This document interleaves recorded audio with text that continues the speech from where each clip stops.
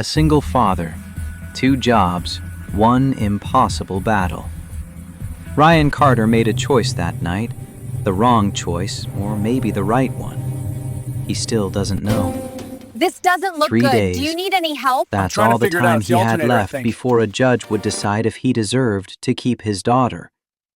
3 days before the state could rip Lily from his arms and hand her over to a woman who'd already abandoned her once. 3 days to somehow prove that love mattered more than the zeros in a bank account. But right now, none of that mattered.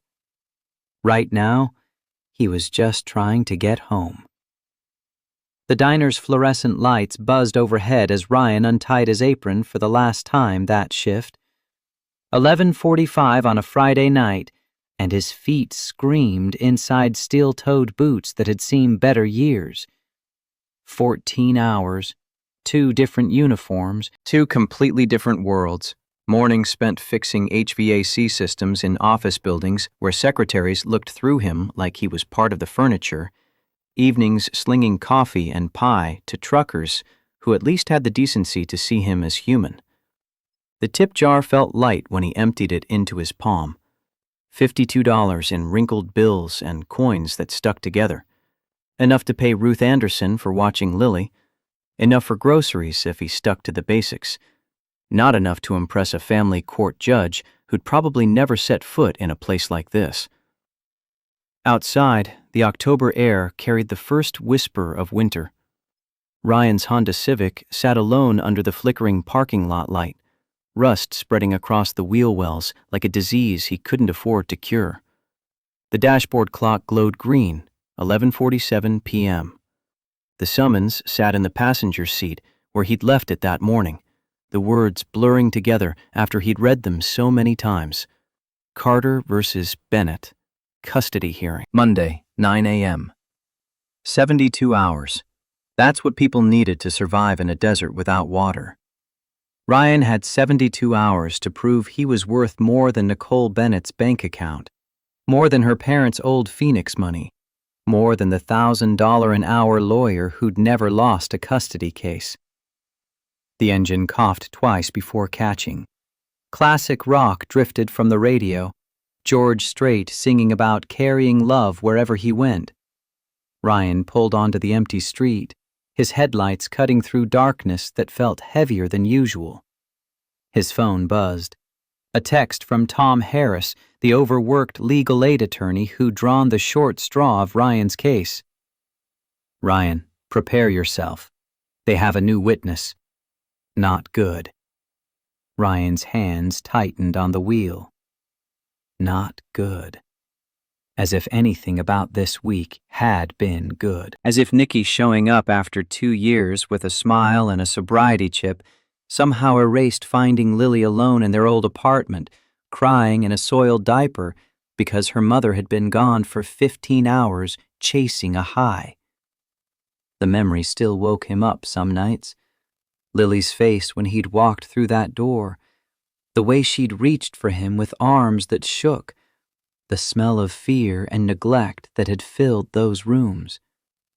4 years old, and already learning that the people who were supposed to love you most could vanish without warning. He'd filed for divorce the next day. Full custody 3 months after that. 2 years of relative peace, of building something that resembled normal, bedtime stories and Saturday pancakes and parent-teacher conferences where Mrs. Peterson told him Lily was thriving, happy, loved. Then Nikki's parents had hired James Mitchell, and suddenly 2 years of being present didn't matter as much as the square footage of his apartment, or the fact that he worked 70 hours a week just to keep the lights on. The radio cut to a weather alert. Ryan turned it up. Tropical storm Elena has strengthened to Category 1 hurricane status and is expected to make landfall along the Gulf Coast around midnight. Residents are advised to seek shelter immediately. Emergency services have suspended operations until the storm passes. This is not a drill. Ryan glanced at the sky through his windshield. Black clouds rolled overhead, backlit by lightning that turned the world white for frozen seconds. The first raindrops hit like bullets. 72 hours to prove he was enough. And now a hurricane. Of course. By the time Ryan merged onto Interstate 10, the rain had transformed from bullets to a waterfall. His wipers struggled at their highest setting, creating brief windows of clarity before the deluge swallowed everything again. The road ahead disappeared into sheets of water that reflected his headlights back at him. 18 hours awake. His eyes burned.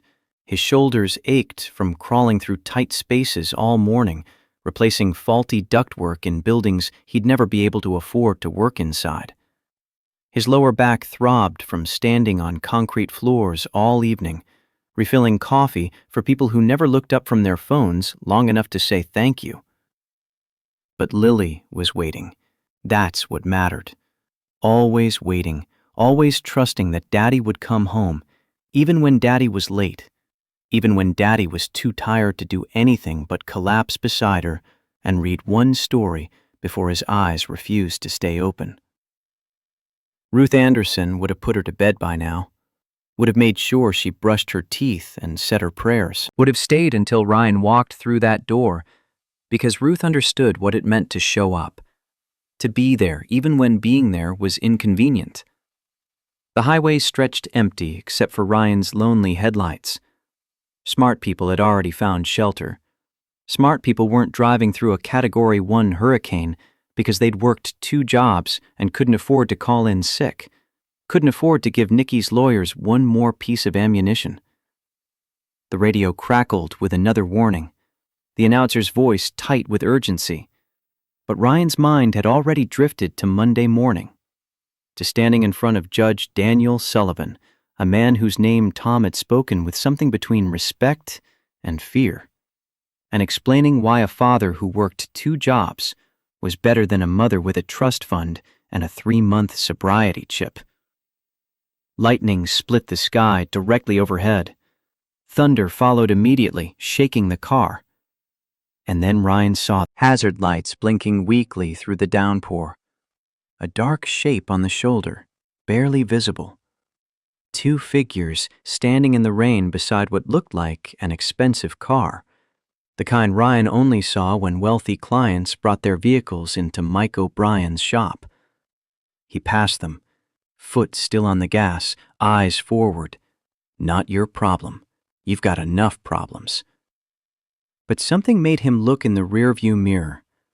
Through the rain and darkness, he could make out 2 people huddled together, shoulders hunched against the storm. Young. Scared. Lily's face flashed in his mind, not as she was now, but as she'd been that day 2 years ago. Alone. Abandoned. Waiting for someone to care enough to stop. Ryan's foot hit the brake harder than he meant to. The car fishtailed slightly on the wet asphalt before he regained control.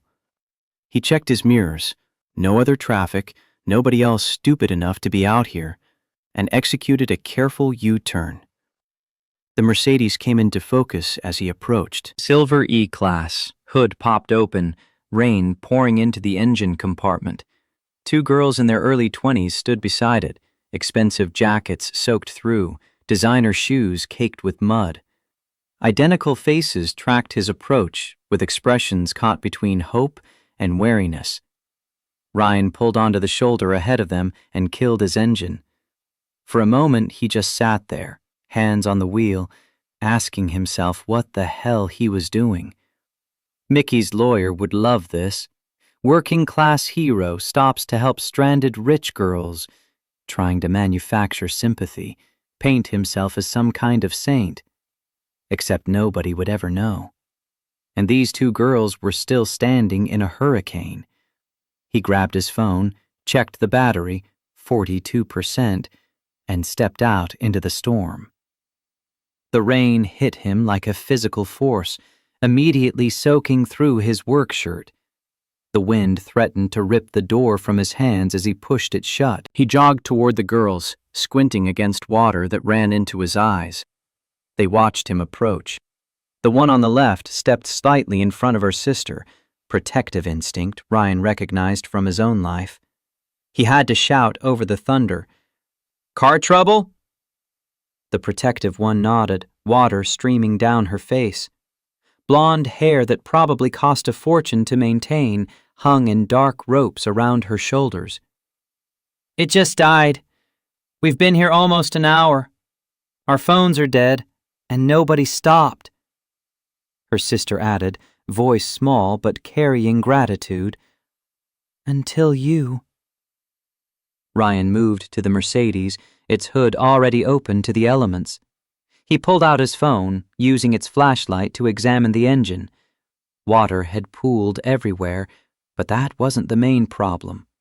The battery terminals were heavily corroded, the connections loose enough that he could see the gap. Simple fix under normal circumstances, impossible fix in the middle of a hurricane. "Your battery's shot," he called back, closing the hood before more rain could flood the compartment. "You're not going anywhere tonight without a jump or a tow." The protective sister's shoulders slumped. "Can we call someone?" "Your phones are dead, and so is your car battery. And in this storm," Ryan gestured at the empty highway, "nobody's coming." They looked at each other, silent communication passing between them. Fear, exhaustion, the slowly dawning reality of being stranded.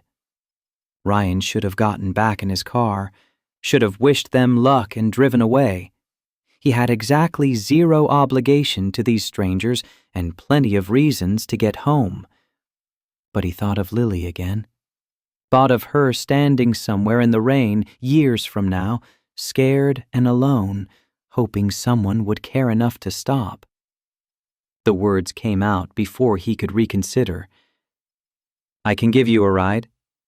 There's a hotel about 20 minutes from here. You can call a tow in the morning." Both girls stared at him like he'd just offered them a winning lottery ticket. "You'd do that?" the second sister asked, genuine shock in her voice. Ryan shrugged against the rain hammering his shoulders. "Can't leave you out here. Come on." They grabbed expensive bags from their disabled car, coach, he noticed, Tory Burch, and followed him to the Honda.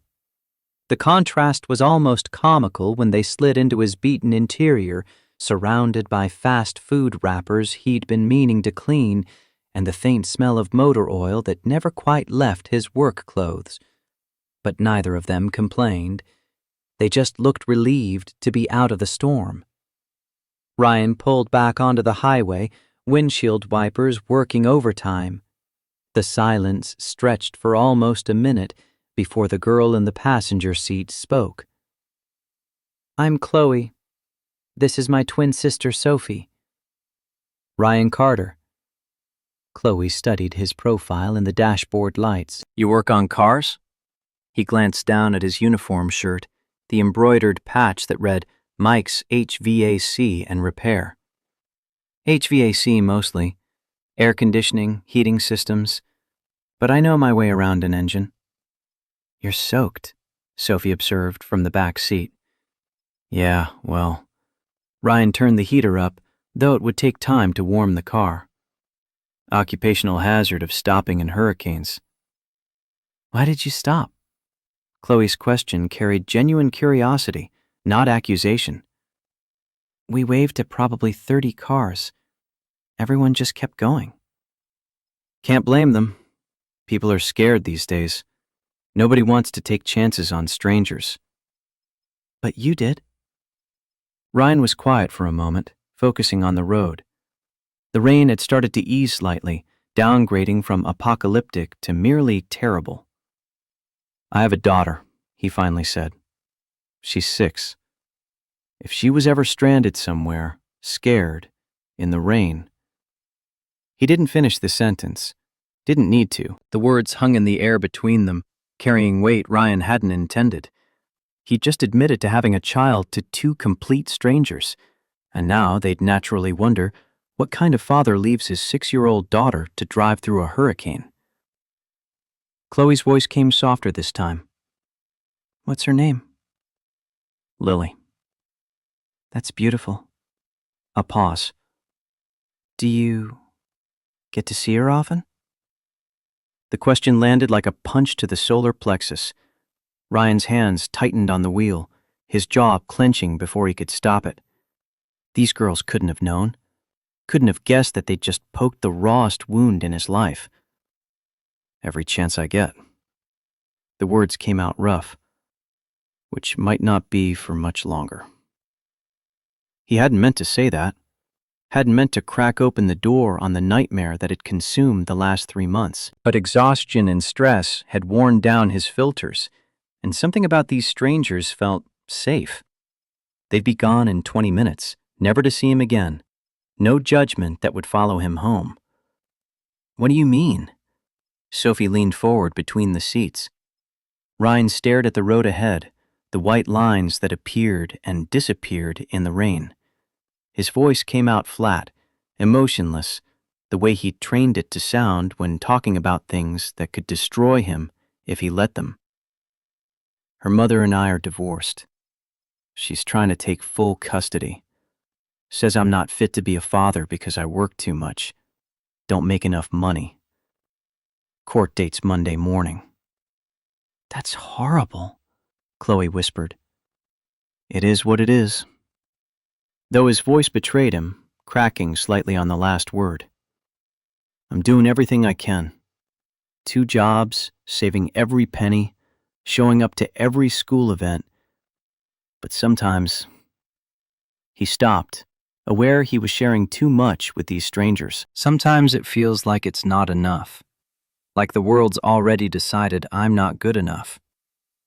The silence that followed felt different than before, heavier, more personal. Sophie's voice came quiet from the back seat. Our father's like that. Always working. We barely see him. Chloe picked up the thread. He has all the money in the world. Big house, nice cars, everything. But we'd trade it all just to have dinner with him once a week without him checking his phone.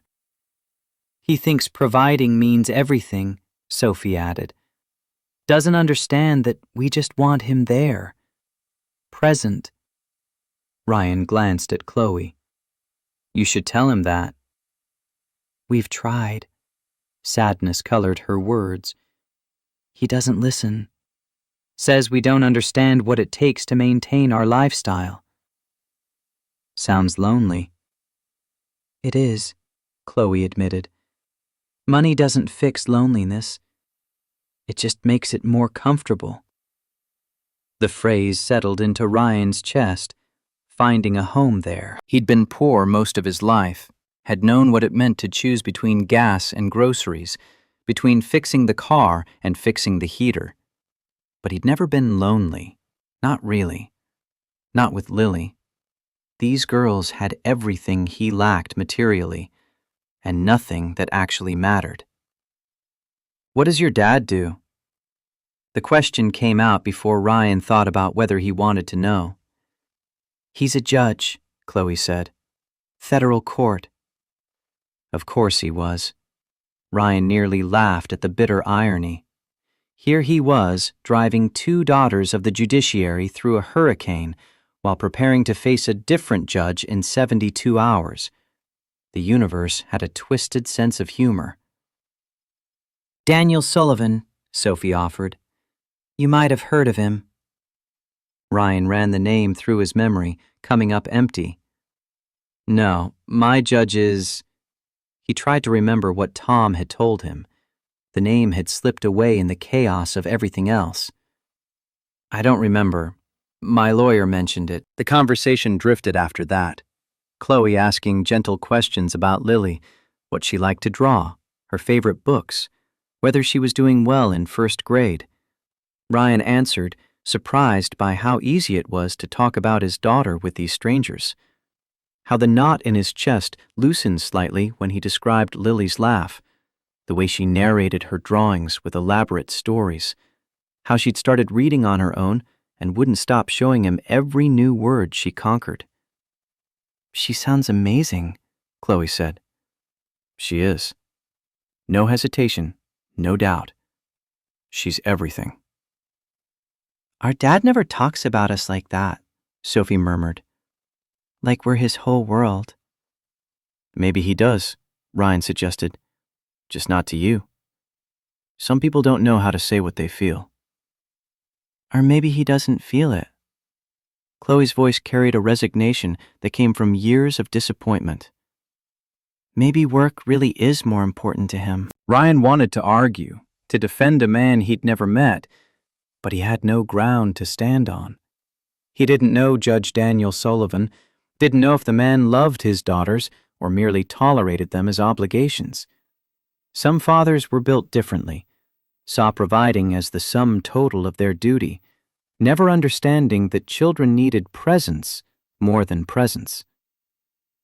The Marriott emerged from the rain, its lit entrance a beacon of warmth and safety. Ryan pulled under the covered drop-off area, putting the car in park. Chloe and Sophie gathered their bags, movements slow, like they didn't want the ride to end. Thank you, Chloe said, turning to face Ryan. You didn't have to stop. But you did. It's fine. It's not fine, it's... She searched for words. It's the kind of thing that restores your faith in people. Sophie leaned forward from the back seat. I hope your judge sees what we see, that you're exactly the kind of father Lily needs. The words hit harder than Ryan expected. His throat tightened. Thanks. Chloe pulled a pen from her purse, scribbling something on the back of a receipt. Here's my number. If you need a character witness or something for Monday, we'd be happy to tell the judge about tonight. Ryan took the paper, though he had no intention of using it. 2 college girls testifying about a random act of kindness wouldn't change James Mitchell's carefully constructed narrative about the unfit father who couldn't provide a stable home. But he appreciated the gesture. Thank you. Really. They climbed out into the covered entrance, waving one more time before disappearing through the sliding glass doors. Ryan sat there for a moment, engine idling, watching rain pour off the overhang in sheets. His phone buzzed. A text from Ruth Anderson. Honey, are you close? Lily tried to wait up, but fell asleep. Ryan typed back. 20 minutes. Sorry it's so late. Don't apologize. Drive safe in this weather. He pulled away from the hotel, pointing the Honda toward home. The radio had switched to local news. Reports of flooding on the east side, downed power lines, emergency shelters opening for those who needed them. The storm was supposed to blow through by morning, leaving behind the usual debris and damage. Ryan's mind wandered to Monday, to standing in front of a judge whose name he couldn't remember and whose face he'd never seen, to James Mitchell presenting photos of Ryan's small apartment, financial records that showed more month than money, work schedules that proved he was never home. Tom Harris would do his best with what they had, teacher testimonials, Ruth's affidavit about Ryan's dedication, Lily's school records showing she was thriving. But Mitchell had something they didn't.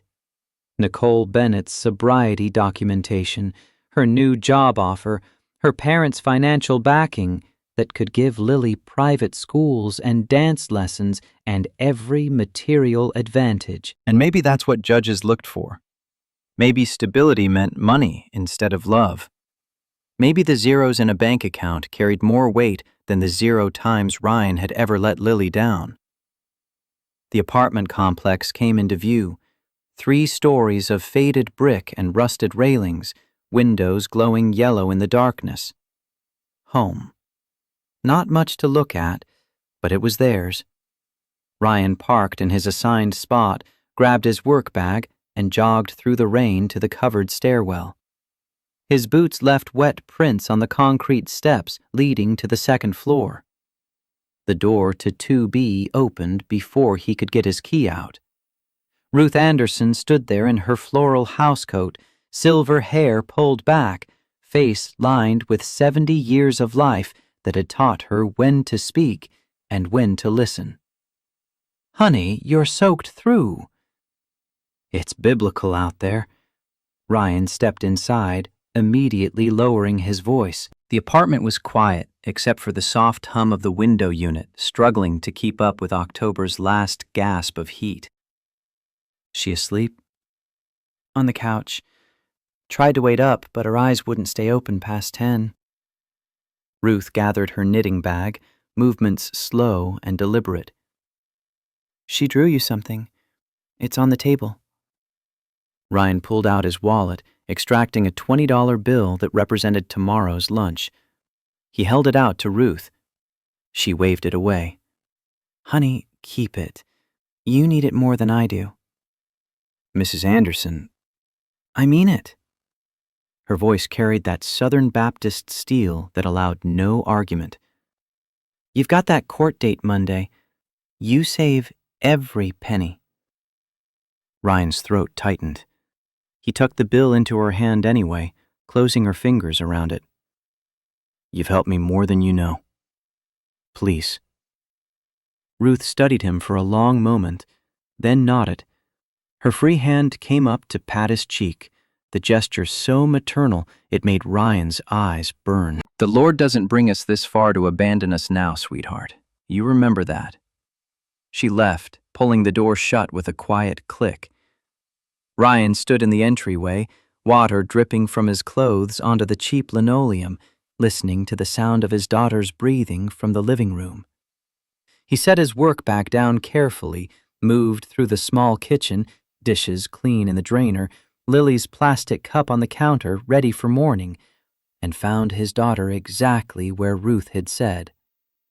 Lily lay on the threadbare couch, covered by the quilt Ruth had made for her 3rd birthday. One arm hung off the edge, fingers curled loosely. Her dark hair spread across the pillow, face peaceful in sleep. 6 years old, and already the most beautiful thing Ryan had ever created. On the coffee table sat her latest drawing, held down by a crayon box. Ryan picked it up carefully. 2 stick figures, one tall and one small, standing beside something that might have been an air conditioning unit. "Daddy and me fixing things," written across the top in Lily's careful 1st-grade letters, hearts floating around their heads. Something in Ryan's chest cracked. He sank onto the edge of the couch, drawing still in his hands, and just looked at his daughter. She stirred, eyelids fluttering. "Daddy?" "Hey, baby girl." He brushed hair away from her face. "Sorry I'm late."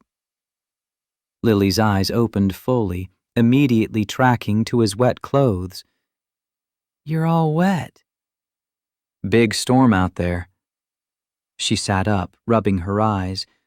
The quilt fell away and Ryan could see she was wearing her favorite pajamas, the ones with the stars that were starting to fade from too many washes. "Did you see my picture?" "Just now. It's perfect." "That's us from when you fixed Mrs. Anderson's air conditioning, and I helped."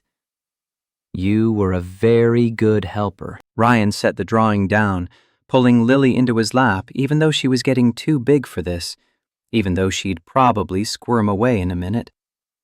For now, she settled against his chest, small and warm and real. "Daddy?" "Yeah, baby?" "Mrs. Anderson said Monday is an important day." Ryan's heart stuttered. "She did?" "She said you have to go somewhere important, but she didn't say where." Lily tilted her head back to look at him, brown eyes serious in a way 6-year-olds shouldn't have to be. "Where are you going?" He should have prepared for this. Should have come up with something to say that was honest without being terrifying. But exhaustion and emotion had burned through his defenses. "Daddy has to go to court. It's a place where judges make decisions." What kind of decisions? Ryan's arms tightened around her. Decisions about families, about where kids should live. Lily went very still. When she spoke again, her voice came out small and scared. Mommy said I might have to live with her, that you can't take care of me. The words landed like physical blows. Ryan closed his eyes, fighting back the rage that wanted to explode at Nikki for putting this fear into their daughter, for making Lily worry about things that should never touch a child's world. Lily, look at Daddy. She turned in his lap, studying his face with an intensity that reminded Ryan of how perceptive she'd always been, how she could read emotions he tried to hide. Mommy is wrong. He kept his voice steady, certain, even though nothing felt certain anymore. Daddy can take care of you. Daddy will take care of you. No matter what happens Monday, I'm your dad, and I love you more than anything in this world. I don't want to leave you. Tears gathered in her eyes. You won't have to, baby. I promise. It was a promise he had no idea if he could keep. A promise that might shatter Monday morning when Judge Daniel Sullivan looked at financial statements and work schedules and decided that money mattered more than presents. But Lily needed to hear it, needed to believe her world wasn't about to collapse. Ryan held his daughter on that worn couch while rain hammered against the windows, while the cheap wall clock ticked toward Saturday, while 72 hours became 71 and kept counting down. He held her until her breathing evened out again, until sleep pulled her back under, until he could carefully carry her to her small bedroom and tuck her into a bed he'd assembled from IKEA with instructions he could barely follow. The room was tiny, barely fit the bed and dresser, but Ryan had made it special. Painted the walls yellow because Lily said it was a happy color. Built a bookshelf from scrap wood because new furniture wasn't in the budget. Hung curtains Ruth had sewn, covered in butterflies and flowers. This room held more love than money could buy. But would a judge see that? Or would he see peeling paint and a handmade bookshelf and curtains from a neighbor instead of a decorator? Ryan pulled Lily's door almost closed, leaving it cracked the way she liked. He moved through the apartment on autopilot, locked the front door, turned off lights, checked that tomorrow's work clothes were ready. His phone buzzed again. Another text from Tom Harris. We need to talk before Monday. Can you come to my office Saturday at 10? Ryan typed back, I'll be there. He should sleep, should try to get a few hours before morning came and responsibilities piled back on. But his mind wouldn't settle, kept circling back to Sophie and Chloe's words about their father, about money not fixing loneliness, about choosing presence over providing. Ryan moved to Lily's room again, standing in the doorway and watching her sleep. This was what mattered. This small person who trusted him completely, who drew pictures of them together, who'd never once complained about their cramped apartment or second-hand clothes or the fact that her father worked himself to exhaustion. She just wanted him there. And he would be. No matter what Monday brought, no matter what Judge Daniel Sullivan decided, Ryan would fight with everything he had to stay in this little girl's life, even if everything he had wasn't enough. The rain had finally started to ease, the hurricane downgrading to tropical storm as it moved inland. Ryan stood at his daughter's doorway, wet clothes clinging to his skin, exhaustion pulling at his bones, and made a silent vow to the universe or God or whatever force controlled these things. Give me Monday. Give me a chance to prove that love counts for something, that showing up matters more than showing off, that this child deserves her father, even if her father can't afford the things her mother's parents can buy. Just give me a fighting chance. Thunder rumbled in the distance, already fading. The storm was passing. Monday was coming. And Ryan Carter had 71 hours left to prepare for the most important battle of his life. Saturday morning arrived with deceptive sunshine, the kind that followed storms and pretended the world hadn't just been drowning. Ryan woke to Lily's weight on his chest, her small hand patting his face. "Daddy, you forgot to change clothes." He blinked at the ceiling, realizing he'd fallen asleep in yesterday's damp work shirt. His neck ached from the angle against the couch arm. "What time is it?" "The big hand is on the 12, and the little hand is on the 8. 8 o'clock. 2 hours before he had to meet Tom Harris. Ryan sat up carefully, Lily sliding into his lap. Through the window, Phoenix looked scrubbed clean, puddles reflecting blue sky like nothing had happened. "Want pancakes?" The question came automatically, part of their Saturday ritual. Lily's face lit up. "Can I stir?" "Always." They moved to the kitchen together, Lily dragging her step stool to the counter while Ryan pulled out the Bisquick box. The familiar routine settled something in his chest. Measuring cups, the satisfying crack of eggs, Lily's careful stirring that sent flour dust into the air and covered her pajamas. "Not too fast, or it gets lumpy." "I know, Daddy." She stuck her tongue out in concentration, the same expression she made when drawing. Ryan watched her stir, this small person who'd somehow become his entire world. In 48 hours, a stranger in a black robe would decide if moments like this got to continue. If Saturday morning pancakes and flour-covered pajamas mattered more than square footage and salary. The first pancake hit the griddle with a hiss. Lily abandoned her stirring to watch it bubble. "Daddy, can we go to the park after breakfast?" "I have to meet with Mr. Harris this morning, remember? My lawyer." Her face fell. "About Monday?" "Yeah, baby, about Monday." Ryan flipped the pancake, golden brown and perfect. "But after that, we'll go. Just you and me." "Promise?" "Promise." They ate at the small table, Lily drowning her pancakes in syrup while Ryan picked at his own. His stomach had been unreliable for weeks, anxiety killing appetite until food tasted like cardboard.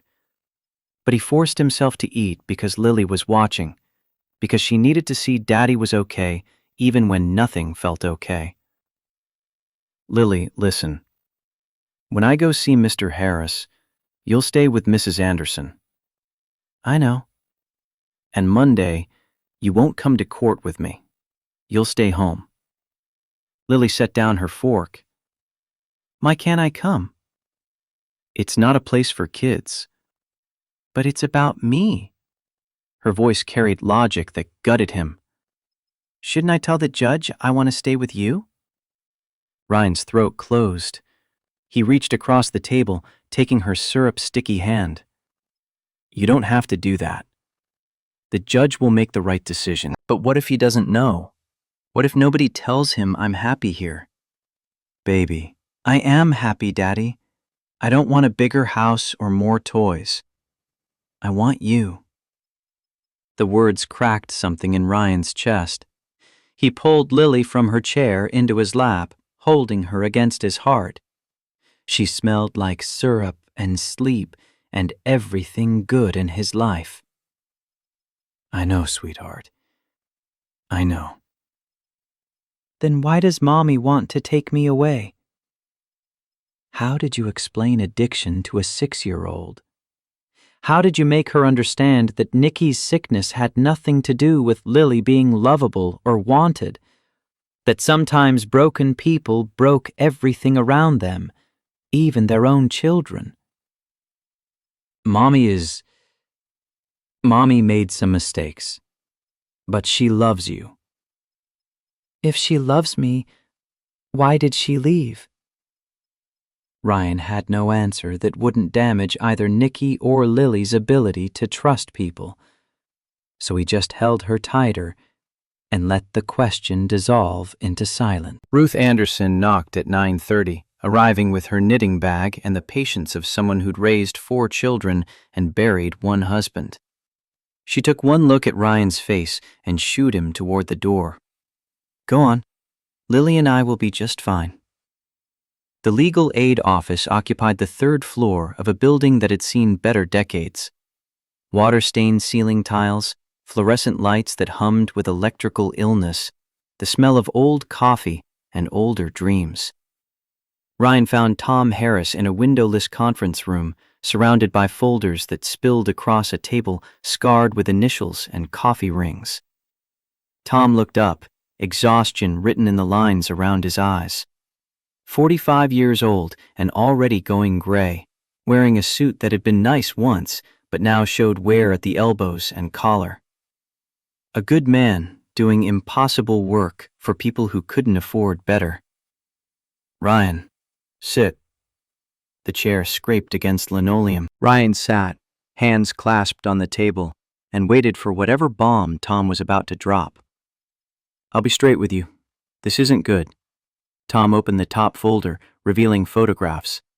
Ryan's apartment building, the cracked parking lot, the rusted railings, interior shots that made the small rooms look even smaller, the worn couch, the secondhand furniture, the kitchen with its peeling linoleum. "Mitchell has all of this. He'll present it Monday as evidence of inadequate living conditions." "It's not inadequate. It's clean. It's safe." "I know." Tom held up a hand. "But look at it through a judge's eyes. Compare it to what Nikki can offer." He pulled out more photos. A high-rise building in Paradise Valley, all glass and steel. An apartment with floor-to-ceiling windows, granite countertops, hardwood floors, furnished like a magazine spread. Her parents are paying for this. 2 bedrooms, 1,400 square feet. They've already hired an interior decorator for what they're calling Lily's room. Ryan stared at the images, feeling something cold settle in his stomach. She doesn't even have Lily yet, and she's decorating a room? It plays well in court, shows planning, preparation, commitment to providing a stable environment. It shows money. Bitterness leaked into Ryan's voice. That's all it shows. Tom pulled out another folder. "Mitchell also has your work schedules for the past 6 months. 70 to 75 hours a week, Ryan.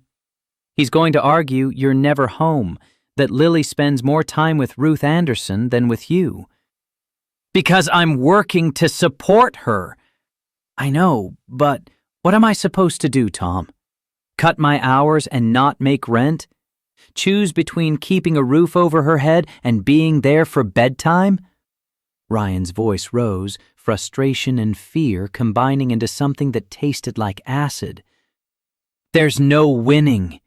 If I work less, I can't afford to keep her. If I work more, I'm not present enough. So what the hell am I supposed to do?"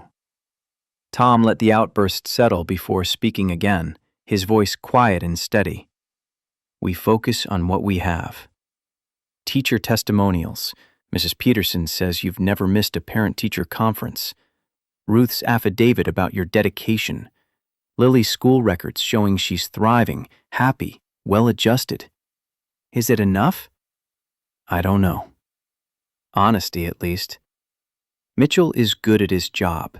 He'll make Nikki look like a recovering saint who's overcome adversity. He'll make you look like a struggling single father who can't provide adequately."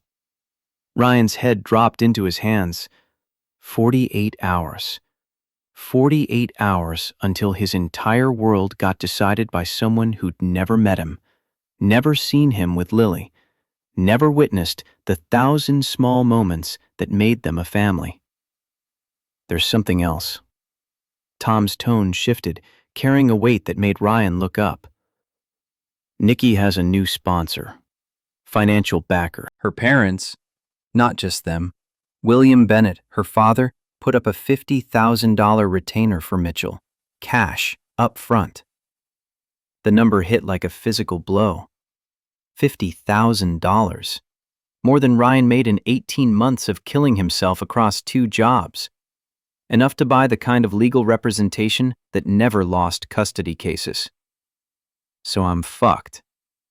You're outgunned, different thing. Tom closed the folders, stacking them carefully. Who's your judge? Ryan tried to remember what Tom had mentioned earlier in the week. The name had slipped through the cracks of his exhausted mind. You told me. I don't remember. Daniel Sullivan. Something about the name tickled at Ryan's memory, but he couldn't place it. Is that good or bad? Neither. He's tough but fair, doesn't get influenced by money or status. He'll look at the facts, the evidence, what's actually best for Lily. Tom leaned forward. That's good for us. We have the relationship, the bond. Nikki has money, but no history of being present. She has sobriety documentation though, right? Proof she's been clean? 9 months. NA meetings, counseling, the whole program. Tom's expression showed what he thought of 9 months against 2 years of abandonment. It's something, but it's not enough to erase what happened. Ryan wanted to believe that, wanted to trust that a judge would see through Nikki's manufactured redemption to the truth underneath, that she was fighting for Lily because her parents demanded it, not because she'd suddenly discovered maternal instinct. But wanting and getting were different things. What do I need to do? Monday morning, 9 sharp. Wear that suit. Answer questions directly. Don't volunteer extra information. Let me handle Mitchell. And Ryan? Tom's eyes held his. No matter what he says about you, stay calm. He's going to try to provoke you, make you look unstable or aggressive. Don't give him that. I can stay calm. I know you can. But it's going to be hard hearing someone attack your character, question your ability to parent. Tom gathered his folders. One more thing. There might be a new witness. Ryan's stomach dropped. Who? I don't know yet. Mitchell filed the disclosure late Friday, probably hoping we wouldn't have time to prepare. We'll find out Monday. They talked for another 30 minutes, Tom walking Ryan through potential questions, likely attacks, the order of proceedings. By the time Ryan left, his head was spinning with information that felt simultaneously crucial and useless. Encanto Park playground was crowded with post-storm families, parents grateful for sunshine and exhausted children who needed to burn energy. Ryan pushed Lily on the swings, watching her hair fly as she soared higher.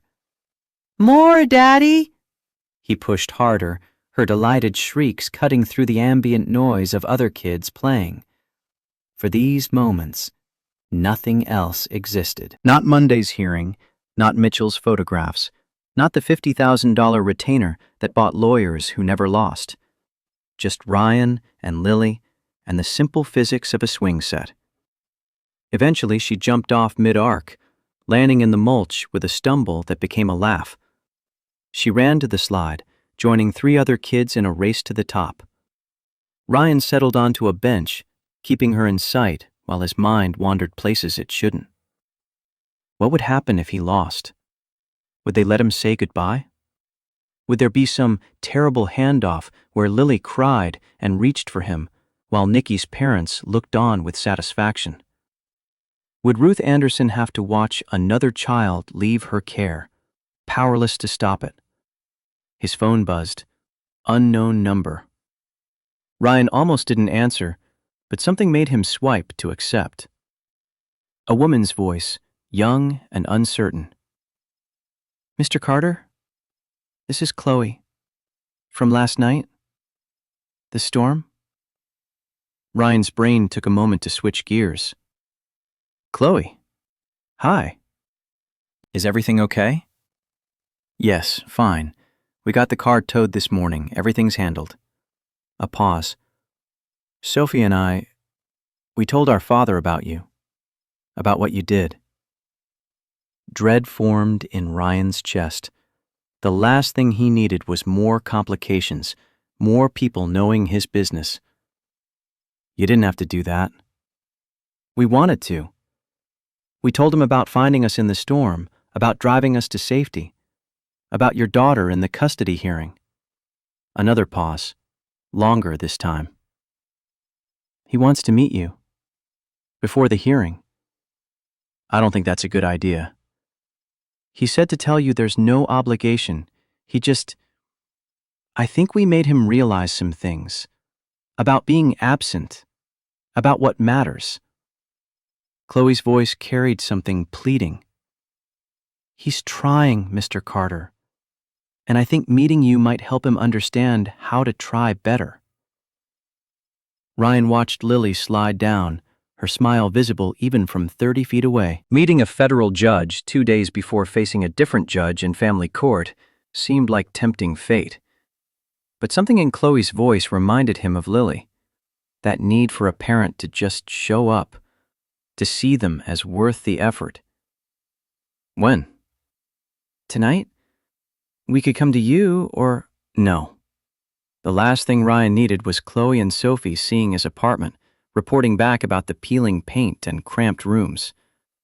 Somewhere neutral. Coffee shop near the courthouse? Perfect. 7 o'clock? There's a place called Desert Rose Cafe. Ryan agreed before he could reconsider, then immediately questioned the decision as the call ended. What was he doing, meeting with a federal judge whose daughters he'd helped? It reeked of impropriety, of trying to manufacture sympathy through connections. Except Chloe had reached out to him. He hadn't asked for this. Lily ran over, breathing hard from playing. Daddy, I'm thirsty. They walked to the water fountain together, Lily gulping while Ryan held back her hair. Simple moment, meaningless in the grand scheme of custody battles and legal warfare. But these were the moments that defined his relationship with his daughter. Being there for the small needs, the everyday requests, the mundane necessities that added up to love. Would a judge understand that?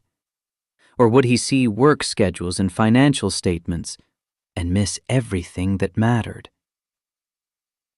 Sunday morning brought the kind of Arizona heat that October sometimes forgot to pack away. Ryan laid his only suit across the bed, the one he'd bought for his wedding 8 years ago, before Lily, before Nikki's addiction had carved their lives into before and after.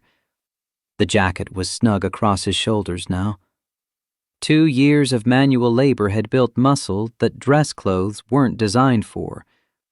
He tried it on, checking the mirror that hung on the back of his bedroom door. The man looking back seemed like a stranger playing dress-up. Ryan Carter didn't belong in suits. He belonged in work clothes with company logos, steel-toed boots, and calloused hands that fixed things for a living. But Monday required costumes. Ruth arrived with an iron she'd brought from her own apartment, insisting on pressing the shirt and pants until they looked almost new. She worked in Ryan's living room while Lily colored at the table, humming something off-key and beautiful. Honey, you're gonna be fine. Ryan wanted to believe her, wanted to have the faith that seemed to come so easily to Ruth, that certainty that God or the universe or simple justice would prevail. But he'd seen too much of the world to trust in fairness. What if I'm not? What if the judge looks at my bank account and Mickey's trust fund and decides money wins? Ruth set the iron down, fixing him with eyes that had witnessed enough of life to know there were no guarantees. Then you appeal. You fight. You don't give up on that little girl. She nodded toward Lily. But I don't think it's going to come to that. Why not? Because that child is happy. Any fool can see it, and judges aren't fools. Ryan hoped she was right, hoped that happiness counted for more than hardwood floors and granite countertops, that love could outweigh financial statements. but hope felt dangerous when you had everything to lose. The afternoon stretched long and anxious. Ryan tried to eat but couldn't, tried to focus on anything other than tomorrow, but failed. His mind kept circling back to the courtroom he'd never seen, the judge he'd never met, the moment when someone else would decide his daughter's fate. At 6:30, he kissed Lily goodbye and headed to Desert Rose Cafe. The place was small and crowded, filled with the Sunday dinner rush. Ryan found a corner booth and ordered coffee he didn't want, nursing it while watching the door. Charlie and Sophie arrived at 7 sharp, followed by a man who could only be their father. Tall, silver-haired, late 50s, with the kind of bearing that came from years of having people stand when you entered a room. He wore casual clothes, jeans and a button-down, but carried himself like the suit was implied. Chloe spotted Ryan and waved, leading her father over. Up close, Daniel Sullivan had eyes that assessed without judging, the kind of gaze that came from decades of weighing evidence and testimony. "Mr. Carter, thank you for meeting us." They shook hands, Daniel's grip firm but not aggressive. The twins slid into the booth across from Ryan, their father following. "My daughters tell me you helped them Friday night, that you stopped in a hurricane when no one else would." Ryan shifted uncomfortably. "It wasn't anything special. They needed help." "It was special to them." Daniel's eyes moved to his daughters, something complicated passing across his features. "They said you have a daughter, Lily?" "Yes. They also said you're facing a custody hearing tomorrow." Heat crept up Ryan's neck. This was a mistake. Meeting with a federal judge, discussing his case, letting these strangers into his problems. "I shouldn't be talking about this." "You're not in my court," Daniel pointed out gently. "And I'm not here as a judge. I'm here as a father who's been doing everything wrong, talking to a father who seems to be doing everything right." The statement surprised Ryan enough that he looked up, meeting Daniel's eyes directly. "My daughters told me about your conversation Friday night, about working 2 jobs to support Lily, about showing up even when you're exhausted." Daniel's voice carried something that might have been shame. "They compared you to me, found me wanting." Sophie reached for her father's hand. "Dad." "It's true." Daniel didn't pull away from his daughter's touch, but he kept his attention on Ryan. "I've spent 20 years building a career, telling myself that providing for them was enough, that they understood why I missed recitals and graduations and regular Tuesday dinners." "We didn't understand," Chloe said softly. "We just learned to expect it." The pain in Daniel's expression felt familiar. Ryan recognized it from every time he'd had to leave Lily with Ruth to work a double shift, every parent-teacher conference he'd arrived late to, every bedtime story he'd missed because exhaustion had dragged him under. "You work 2 jobs," Daniel continued. "You could use that as an excuse to be absent. But from what my daughters tell me, you're still there for Lily in all the ways that matter." "I try to be." "That's more than most people do." Daniel leaned back, something contemplative in his posture. "What does your lawyer say about tomorrow?" "That I'm outgunned, but not out of the fight." Ryan heard himself talking, sharing details he probably shouldn't with a stranger, but there was something about Daniel that invited honesty, maybe the judicial training that made confession feel natural. "My ex-wife's parents hired James Mitchell, $50,000 retainer." Daniel's eyebrows rose slightly. "Mitchell doesn't lose custody cases." "I know. But he's also a bully who relies on intimidation over substance. If you have the relationship with your daughter, the documented presence, Mitchell's money won't matter." A pause. "Who's your judge?" "Daniel Sullivan." The name hung in the air for 3 beats before Ryan's brain made the connection. His eyes widened. Wait, you're federal court, not family court. Different jurisdiction. Daniel held his gaze. But yes, I'm Daniel Sullivan. Ice water dumped through Ryan's veins. He'd just spent 15 minutes discussing his custody case with a judge named Sullivan, never making the connection, never realizing that the absent father these girls had described was the same name Tom Harris had mentioned. I should go. Ryan started to slide out of the booth. Mr. Carter, wait. Daniel's voice carried authority that stopped Ryan mid-movement. I'm not your judge tomorrow. I have no connection to your case. This conversation is completely separate from your hearing. It doesn't look separate. It looks like I'm trying to... Ryan couldn't even finish the sentence, the implications too ugly. You're trying to have coffee with 2 girls you helped, and their father who asked to meet you. Daniel's tone gentled. There's no impropriety here. You didn't seek this meeting. You didn't know who I was. And tomorrow, you'll face a completely different judge who knows nothing about this conversation. Ryan's heart hammered against his ribs. Every instinct screamed that this was wrong, that he needed to leave before it became something that could hurt him in court. But Chloe's eyes were pleading, and Sophie looked like she might cry. And Daniel Sullivan seemed like a man genuinely trying to learn something from someone who had no business teaching a federal judge anything. Slowly, Ryan settled back into the booth. They talked for another hour. Daniel asked questions about Lily, what she liked to do, how Ryan balanced work and parenting, what a typical day looked like. Ryan answered, finding himself relaxing despite the surreal situation. Daniel listened without interrupting, something Ryan suspected wasn't natural for someone used to running courtrooms. The twins added commentary, telling their father about Ryan's obvious love for Lily, the way his whole face changed when he talked about her. That's how you should look when you talk about us, Chloe said to her father. Daniel absorbed the criticism without defensiveness. You're right, I should. As they prepared to leave, Daniel pulled out his phone. I have a friend who runs a commercial HVAC company, David Thompson.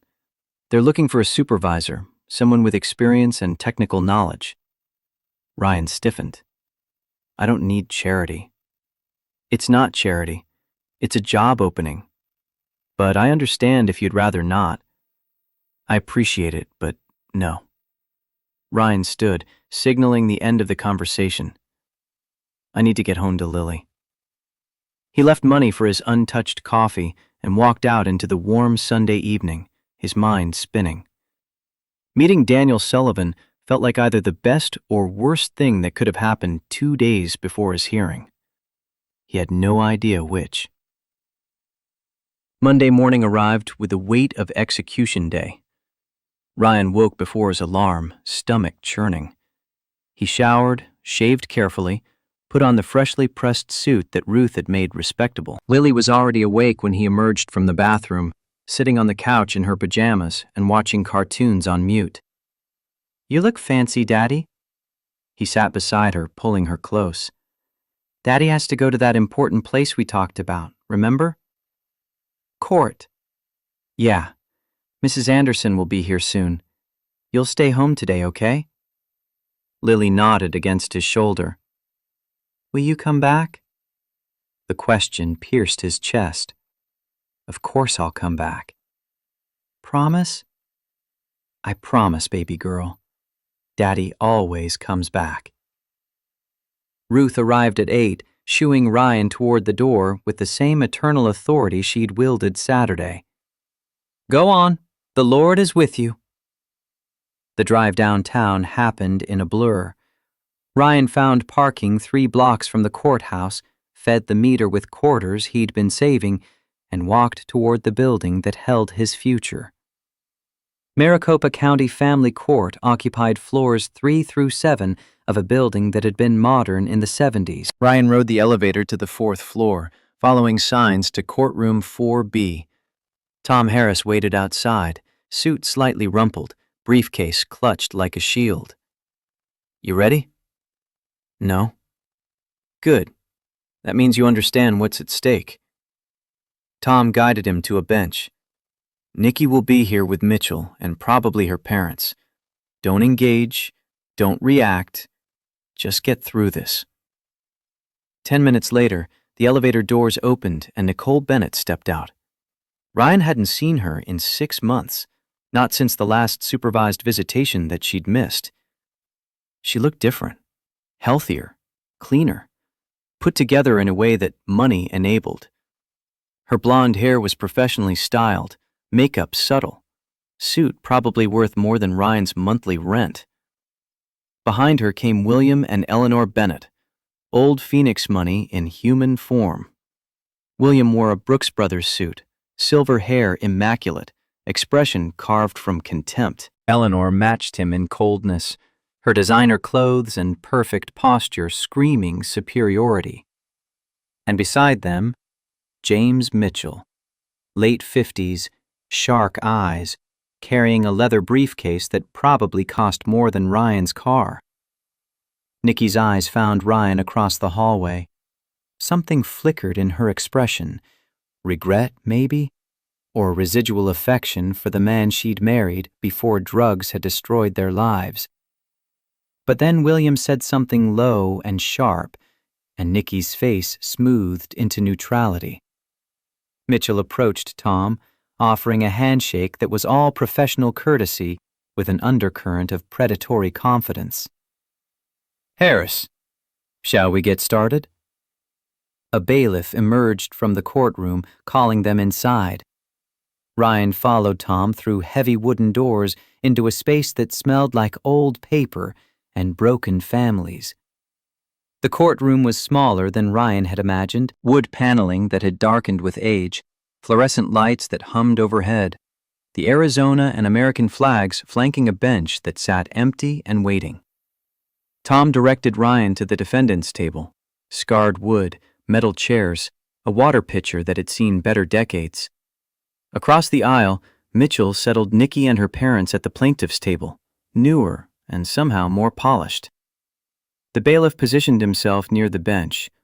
All rise. The Honorable Judge Daniel Sullivan presiding. Ryan's world tilted sideways. He started to stand with everyone else, moving on autopilot while his brain short-circuited. Number. Not possible. Different Sullivan. Had to be different. The door behind the bench opened, and Daniel Sullivan walked in, black robe replacing last night's casual clothes, reading glasses on a chain, silver hair catching the overhead lights. Their eyes met across the courtroom. Recognition flashed in Daniel's expression, quickly suppressed. He took his seat, face settling into professional neutrality as he opened the file in front of him. Ryan couldn't breathe, couldn't process. The father who'd bought him coffee 12 hours ago was the judge who'd decide his daughter's fate. Tom leaned close, whispering urgently, "Did you know?" Ryan shook his head, incapable of speech. Daniel's voice filled the courtroom, steady and authoritative. Good morning. We're here for Carter versus Bennett. Custody hearing regarding minor child Lily Carter, age 6. His eyes moved across the room without lingering on Ryan. Counsels, state your appearances. Mitchell stood smoothly. James Mitchell for petitioner Nicole Bennett, Your Honor. Tom rose, slightly less smooth. Tom Harris for respondent Ryan Carter, Your Honor. Daniel reviewed the file silently, pages turning with deliberate care. The courtroom held its collective breath. This case was originally scheduled for Judge Patterson, transferred to my docket Friday due to Judge Patterson's medical leave. Daniel looked up, meeting Ryan's eyes for one loaded second. Before we proceed, I need to ask, do either party have any objection to me presiding? Mitchell stood immediately. No objection, Your Honor. Nikki nodded her agreement. Tom looked at Ryan, question clear in his expression. Ryan's mind raced through implications, possibilities, the massive conflict of interest that sat on the bench wearing a black robe. Daniel could recuse himself, should recuse himself. This entire situation was improper at best, grounds for mistrial at worst. But Daniel had listened last night, had understood in ways Ryan suspected most judges wouldn't, had seen past financial statements to what actually mattered. Tom whispered again, "Say the word and we request recusal. New judge, clean slate." Ryan thought of Lily drawing pictures of them together, of Saturday morning pancakes and bedtime stories, of 2 years of showing up while Nikki's parents threw money at lawyers.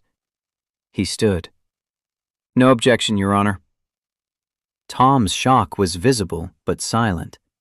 Across the aisle, William Bennett leaned forward, sensing something wrong but unable to identify what. Daniel studied Ryan for a long moment. "Mr. Carter, are you certain?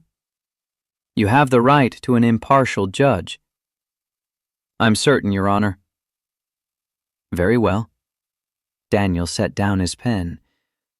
"Before we hear opening statements, I'm calling a 15-minute recess." Mitchell rose immediately. "Your Honor, we just started." 15 minutes, Counselor." Daniel's tone allowed no argument. His gavel came down. "Bailiff, Mr. Carter and counsel, please see me in chambers." The courtroom erupted in whispered confusion. William Bennett stood, face reddening. Nikki looked between her lawyer and her parents, lost. Ryan followed the bailiff through a side door, Tom gripping his elbow with barely contained panic. "What the hell is happening? How do you know Judge Sullivan?" "Friday night, the storm. The girls I helped were his daughters." Tom stopped walking, face draining of color. "Oh my God. Ryan, this could destroy us. If Mitchell finds out, the judge is about to tell us himself." Ryan kept moving, following the bailiff down a narrow corridor. Daniel's chambers looked exactly like chambers should. Wall of law books, wooden desk worn by decades of use, family photos scattered among legal texts. Daniel stood by the window, still wearing his robe, hands clasped behind his back. The bailiff withdrew, closing the door. Daniel turned to face them. "Mr. Harris, I need to disclose something to you and your client." His voice was formal, careful. "Friday night, my daughters experienced car trouble during the storm. They were stranded on Interstate 10 for over an hour. Mr. Carter stopped and helped them when no one else would." Tom sank into a chair without being invited. "This is a disaster. It's a complication," Daniel corrected. "One I'm disclosing fully and publicly. You have to recuse." Tom looked at Ryan, then Daniel. "There's no way around this. The conflict is too clear. I can recuse, or both parties can waive the conflict and we proceed." Daniel moved to his desk, sitting on the edge. "Mr. Carter, I'm telling you this privately first, because I want you to understand what you're agreeing to if you waive. I already said I have no objection. You said that without knowing the full situation. Now you do." Daniel's eyes were steady.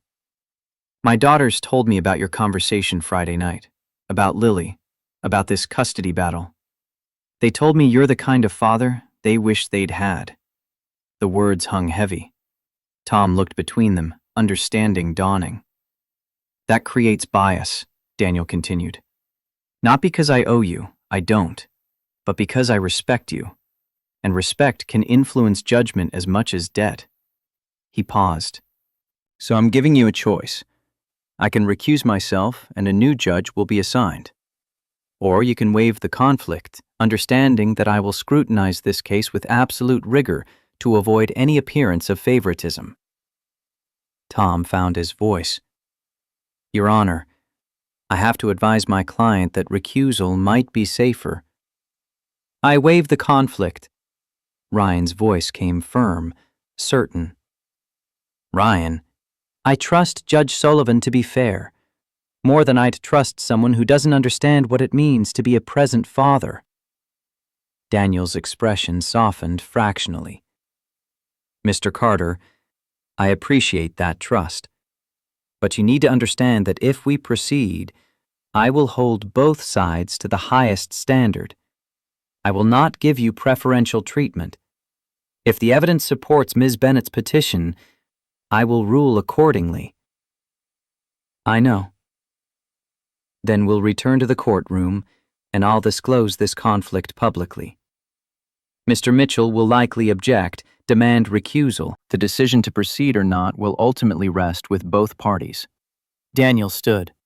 And if we proceed, expect this case to be scrutinized more carefully than any custody hearing you've witnessed, Mr. Harris. They filed back into the courtroom, Ryan's heart hammering against his ribs. This was either the best decision he'd ever made or the catastrophic error that would cost him everything. Daniel took his seat, waiting for silence before speaking.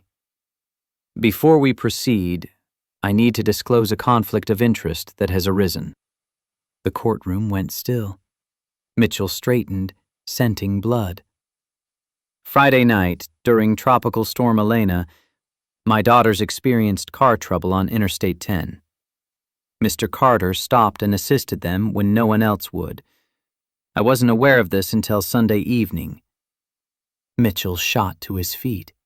Your Honor, this is highly irregular. I'm aware, Counselor, which is why I'm disclosing it publicly and offering both parties the opportunity to object to my presiding.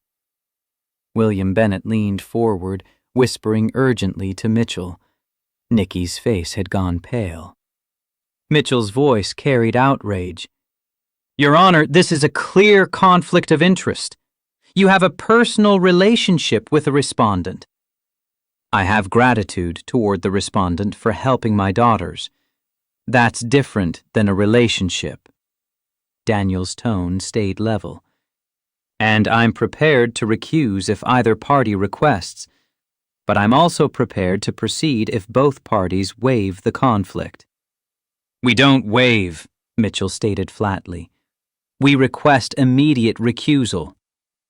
All eyes turned to Tom, who looked at Ryan with an expression that begged him to reconsider. Ryan stood anyway. Your Honor, I waive the conflict of interest.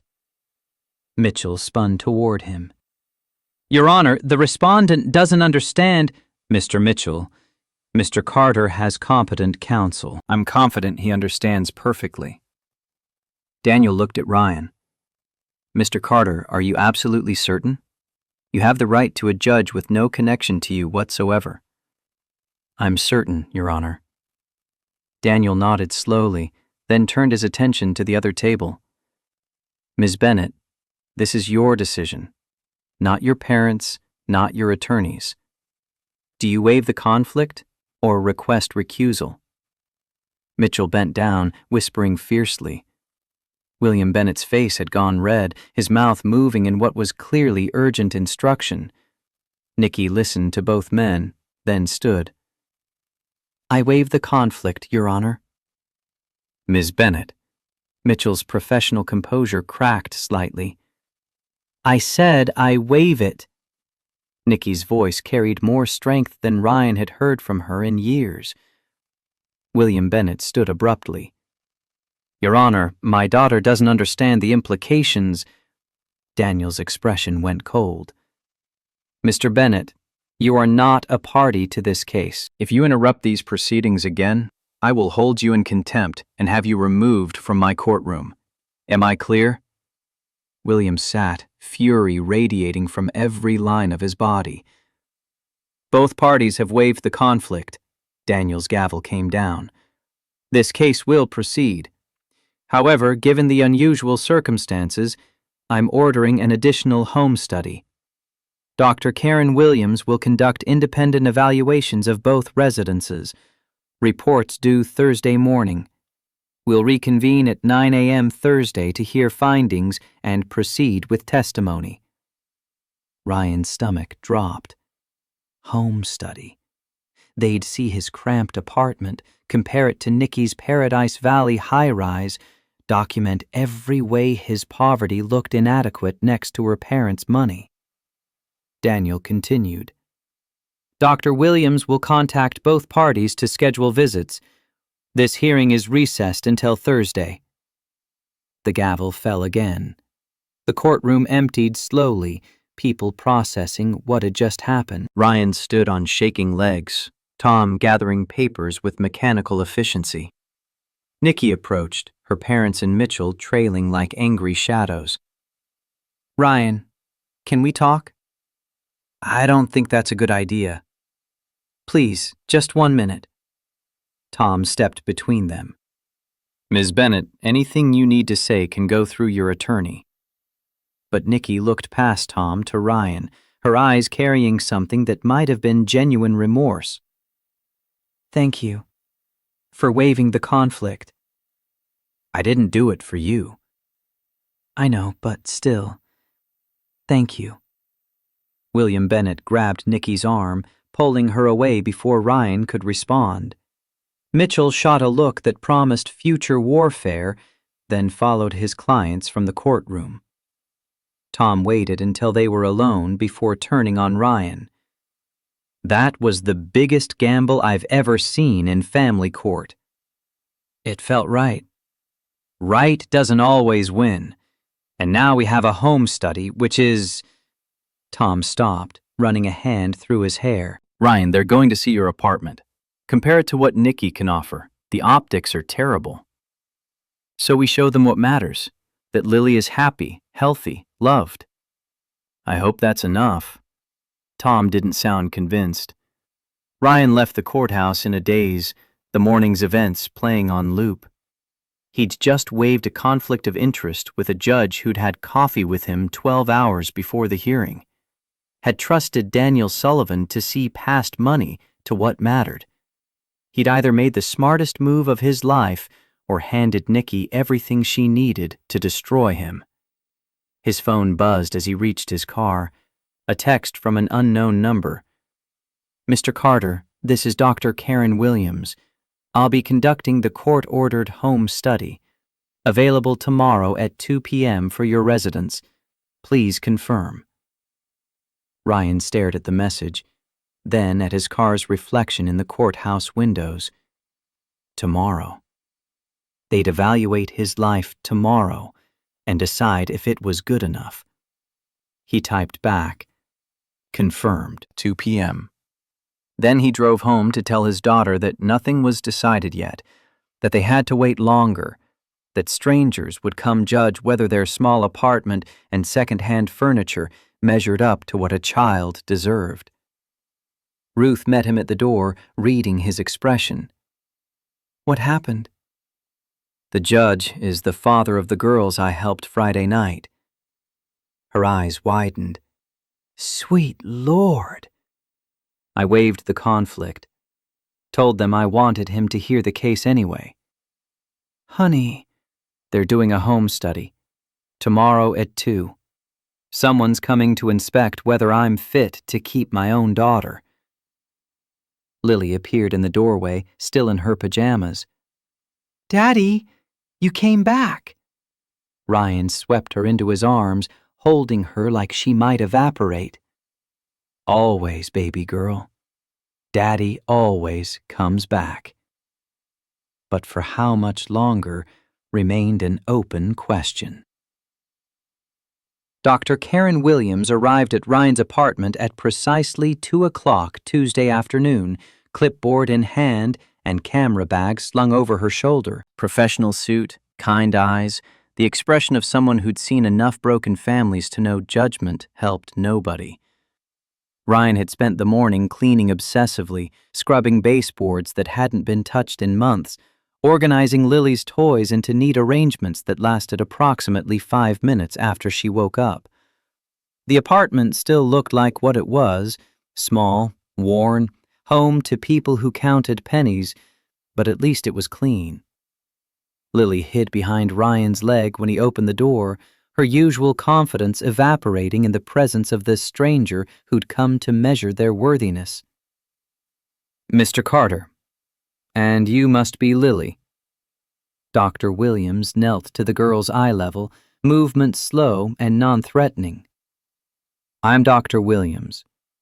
I just want to talk with you for a little while. Is that okay? Lily looked up at Ryan for permission. He nodded, trying to keep his expression calm even though panic clawed at his throat. Doctor. Williams rose, taking in the apartment with a sweep that seemed casual but missed nothing. The worn couch that sagged in the middle, the television that predated flat screens, the kitchen visible from the living room, linoleum peeling at the edges where moisture had gotten underneath. May I look around? Of course. Ryan stepped back, letting her move through his life. She paused at the coffee table where Lily's latest drawing sat, two stick figures holding hands under a yellow sun. Daddy and Me Forever, scrawled across the top in careful letters. Dr. Williams made a note without comment. The kitchen inspection was thorough. She opened the refrigerator, Mike O'Brien's groceries from yesterday still fresh, milk and eggs and vegetables that Ryan couldn't normally afford all at once. Checked the pantry where cereal boxes and pasta and canned goods lined up in rows. Made notes on her clipboard. Do you cook for Lily every day? Yes, ma'am. Breakfast before school, dinner every night. Ryan's voice came steadier than he felt. Weekends we make pancakes together. It's our tradition. Does Lily help cook? She stirs the batter, gets more on herself than in the bowl usually. Lily giggled from behind his leg, peeking out at Dr. Williams with slightly less fear. The bedroom evaluation took longest. Dr. Williams spent 15 minutes in Lily's small room, photographing every detail. The yellow walls Ryan had painted himself, working late nights while Lily slept at Ruth's apartment. The bookshelf, cobbled together from pallet wood he'd salvaged and sanded smooth. The bed with its princess comforter, last year's Christmas present that had required skipping 2 of his own meals to afford. She picked up a worn copy of The Giving Tree, pages soft from repeated readings. Is this Lily's favorite book? One of them. We read together every night before bed. More notes, more photographs. Doctor. Williams examined the drawings taped to every available wall surface, Lily's artwork chronicling their life together. Daddy and me at the park. Daddy teaching me to ride my bike. Our family, which included Ryan, Lily, and Ruth Anderson, but notably excluded Nikki. Lily, where's Mommy in your pictures? The question came gentle, but Lily's body tensed against Ryan's leg. Mommy's not there. Just Daddy and me. Dr. Williams absorbed this without reaction, making another note that Ryan couldn't read from his angle. Mr. Carter, I'd like to speak with Lily privately now. Would you mind waiting in the living room? Every instinct screamed to refuse, to protect his daughter from questions that might hurt or confuse her. But refusing would look worse than whatever Lily might say. He knelt beside his daughter. Baby, is it okay if you talk to Dr. Williams alone? Daddy will be right outside the door. Lily's fingers tightened on his shirt. You won't leave? Never. I'll be 10 feet away. She released him slowly, watching as he backed out of her room. Dr. Williams closed the door to a crack. Ryan could hear murmured voices, but not distinct words. He stood in the hallway, hands clenched into fists, counting his own heartbeats. 5 minutes passed, then 10. Through the gap in the door, he caught fragments. Do you like living here? Lily's voice, small but certain. Yes, this is my home. Would you like a bigger house? A pause that stretched Ryan's nerves taut. Then Lily, confused. Why? This is just right for Daddy and me. Do you miss Mommy? Another pause, longer. Ryan stopped breathing. Sometimes. But Mommy went away a long time ago. Mommy left when I needed her. Daddy never leaves. Something in Ryan's chest cracked open. He pressed his palm against the wall, steadying himself. The door opened fully. Dr. Williams emerged, Lily trailing behind and immediately reaching for Ryan's hand.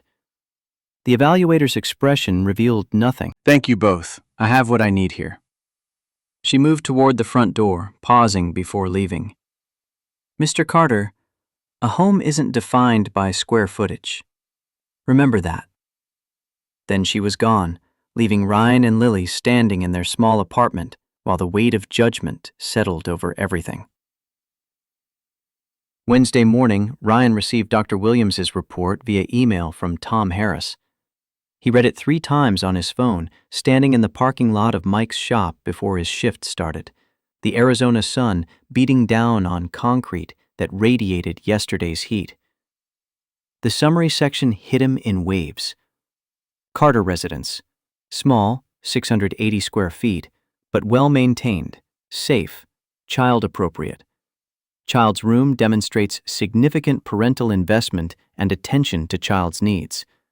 Evidence of stable routine, nutritional meals, educational engagement. Bennett residence. Spacious, 1,400 square feet, well-appointed but lacks personalization for child. No evidence of preparation for child's daily needs. No toys, books, or items suggesting child's presence. The interview assessments were even more damning for Nikki. Minor child, Lily, age 6. Articulate, well-adjusted, demonstrates strong attachment to father. Expresses clear preference to remain with father. Shows no signs of distress, neglect, or inadequate care. Petitioner, N. Bennett, demonstrates surface-level knowledge of child's current needs and preferences. Appears motivated by external pressures rather than intrinsic desire for parenting. Lacks detailed understanding of child's daily routine, interests, or developmental needs. And then the recommendation that made Ryan's hands shake. Primary physical custody should remain with respondent Ryan Carter. Petitioner Nicole Bennett may have supervised visitation rights pending continued sobriety verification and completion of parenting classes. Tom's text came through as Ryan finished reading. This is good. Really good. But don't celebrate yet. Mitchell will fight this hard. Ryan called him back, voice tight. What happens Thursday? Judge Sullivan will review the report publicly. Mitchell can challenge it, but Dr. Williams's evaluations are respected. If the judge accepts her recommendation, Tom let the possibility hang. Then I keep Lily. Then the evidence strongly supports you keeping Lily. But we still have to get through Mitchell's cross-examination, Nikki's testimony, all of it. Thursday morning arrived, wrapped in the kind of autumn clarity that made Phoenix almost beautiful. Ryan dressed in his suit again, the fabric already familiar from Monday's disaster. Lily watched from her bed, covers pulled up to her chin. Daddy, will you know today? He sat beside her, smoothing her hair. Maybe, baby. The judge might decide today, or he might need more time. I want to stay with you. I know, sweetheart. And Daddy's going to do everything possible to make that happen. Ruth arrived early, shooing Ryan out the door with a prayer and a firm hug. The drive downtown passed in a blur of catastrophic scenarios. Mitchell destroying Dr. Williams's credibility, Daniel deciding the conflict was too great after all, Nikki's parents producing some witness who'd swear Ryan was unfit. The courthouse lobby was already crowded when Ryan arrived, people streaming toward elevators that moved with bureaucratic indifference. He rode to the 4th floor alone, emerging into the hallway where Tom waited with an expression somewhere between hopeful and terrified. Mitchell's here. He looks ready to burn the building down. That good? For us, maybe. Desperate lawyers make mistakes. Tom adjusted his tie, a nervous habit Ryan had noticed Monday. But desperate lawyers also take risks. Be ready for anything. They entered the courtroom to find Nikki already seated with Mitchell and her parents. William Bennett's jaw was set in a line that promised violence, if only violence were legal in family court. Eleanor stared straight ahead, ice in designer clothing. Nikki looked small between them, diminished by their fury. Mitchell's eyes tracked Ryan across the room, calculating and cold. Daniel entered at 9 sharp, black robe settling around him like authority made fabric. His eyes swept the courtroom with practiced neutrality, landing on Ryan for 1 microsecond before moving on. We're here to review Dr. Williams's home study report. Counselors, you've both received copies? Yes, Your Honor. Mitchell stood, papers rustling. And we have significant concerns about the methodology and conclusions. You'll have opportunity to address those concerns, Mr. Mitchell. First, I want to hear from Dr. Williams herself. Daniel nodded to the bailiff. Dr. Karen Williams entered from a side door, taking the witness stand with the ease of someone who'd testified hundreds of times. She swore her oath, settled into the chair, and met Daniel's gaze with professional composure. Dr. Williams, please summarize your findings for the court. She opened her own copy of the report, though Ryan suspected she'd memorized every word. I conducted home visits to both residences Tuesday.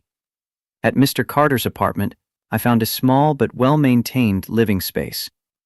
The child's room showed significant evidence of parental involvement: custom paintwork, handmade furniture, age-appropriate books and toys. The refrigerator and pantry were well stocked with nutritious food. Most importantly, the child showed strong attachment to the space and to her father. Mitchell shifted in his chair, coiled tension looking for release. At Ms. Bennett's apartment, I found a spacious, professionally furnished residence. However, the designated child's room was essentially empty.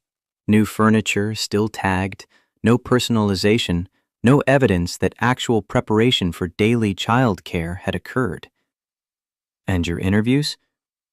Lily Carter is a well-adjusted 6-year-old who demonstrates secure attachment to her father. She was articulate about her daily routine, her relationship with Mr. Carter, and her feelings about her living situation. She expressed clear preference to remain with her father. Dr. Williams's tone stayed clinical, but Ryan heard what she wasn't saying directly, that Lily was thriving in ways children with unstable parents didn't. Miss Bennett presented well, but showed limited knowledge of her daughter's current life. She couldn't name Lily's favorite book, current teacher, or close friends. She referred to hypothetical future arrangements rather than demonstrating understanding of actual child-rearing needs. Daniel made notes, face unreadable. And your recommendation? Primary custody should remain with Mr. Carter. He has demonstrated consistent, engaged parenting over 2 years. The child is thriving in his care. Ms. Bennett should have supervised visitation opportunities while she continues her recovery and completes parenting education. Thank you, Dr. Williams. Mr. Mitchell, your witness. Mitchell rose like a snake uncoiling, all smooth menace and calculated threat. He approached the witness stand with a smile that didn't touch his eyes. Dr. Williams, how many square feet is Mr. Carter's apartment? Approximately 680. And Mrs. Bennett's? 1,400. More than double the space. Would you agree that a child benefits from having adequate room? Room is a factor, but not the determining factor in child welfare. But it is a factor. Mitchell paced, hands clasped behind his back. And Mr. Carter's work schedule, you reviewed that? I did. 60 to 70 hours per week, correct? That's what the record showed, which means he's not actually present for his daughter most of the time, despite your assessment of his engagement. Dr. Williams's expression didn't change. Quality of presence matters more than quantity of hours. Mr. Carter's daughter showed clear evidence of secure attachment, which doesn't develop when a parent is genuinely absent. Mitchell pivoted. You noted Ms. Bennett couldn't name her daughter's current teacher. Couldn't that simply reflect 6 months of separation, not lack of care? It could. Combined with other factors, it suggested surface-level engagement.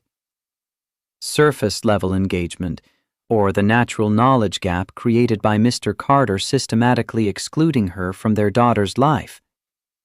Tom stood. Objection. Assumes facts not in evidence. Sustained. Daniel's tone carried warning.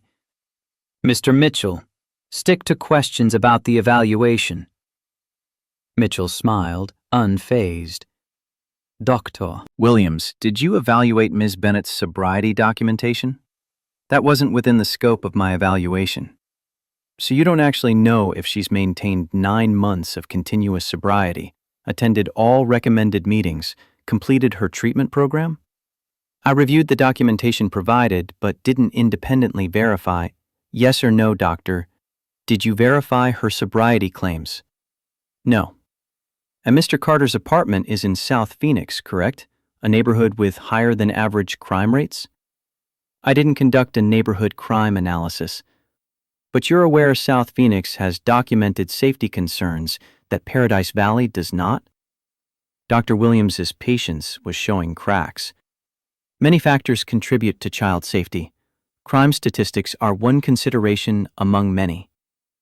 Mitchell pressed for another 10 minutes, trying to punch holes in conclusions that were backed by 2 years of evidence versus 9 months of promises. When he finally sat down, his expression suggested he knew he'd made no real headway. Daniel looked to Tom. Redirect? Just one question, Your Honor. Tom stood. Dr. Williams, in your professional opinion, which residence showed evidence of being an actual home versus a showplace? Mr. Carter's apartment was clearly lived in and loved. Ms. Bennett's felt staged. No further questions.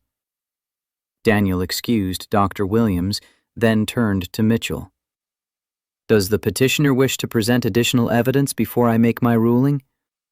Mitchell conferred with William Bennett in urgent whispers, the older man's face progressively darkening. Finally, Mitchell stood, jaw tight. Your Honor, we request Ms. Bennett be allowed to address the court directly. You wish to put your client on the stand? We do. Tom leaned close to Ryan. This is either brilliant or suicidal. Mitchell doesn't put clients on unless he's desperate or they insist. Nikki stood, movements uncertain as she approached the Lily would have Objection! Ms. Bennett completed rehab. This is character assassination. It goes to credibility, Your Honor. The petitioner claims she's a fit mother. Her past behavior is relevant. Daniel nodded. I'll allow it. Answer the question, Ms. Bennett. Nikki's eyes filled with tears. I was sick. I've explained this. I'm asking about facts, not explanations. 3 visits where you arrived under the influence, yes or no? Yes. Tom let the admission hang in the air. What's Lily's favorite book? The question shift caught Nikki off guard. What? Her favorite book. What does she like to read? We read lots of books. I don't remember one specifically. Who's her teacher? She's in 1st grade. The teacher's name, Miss Bennett. I don't know. Who are her friends? Ryan handles the school things. I haven't been involved. What does she like for breakfast? This is ridiculous. Nikki's composure shattered. I've been in treatment. I couldn't know every detail. Ms. Bennett. Tom's voice softened to something almost gentle. These aren't details. These are the basics of your daughter's life. A life you've been absent from for 2 years. Nikki's face crumpled. She pressed her hands over her eyes, shoulders shaking. Ms. Bennett, whose idea was it to file for custody? Yours or your parents'? Mitchell stood again. Objection! Relevance! It's relevant to Ms. Bennett's actual motivations versus claimed motivations. I'll allow it.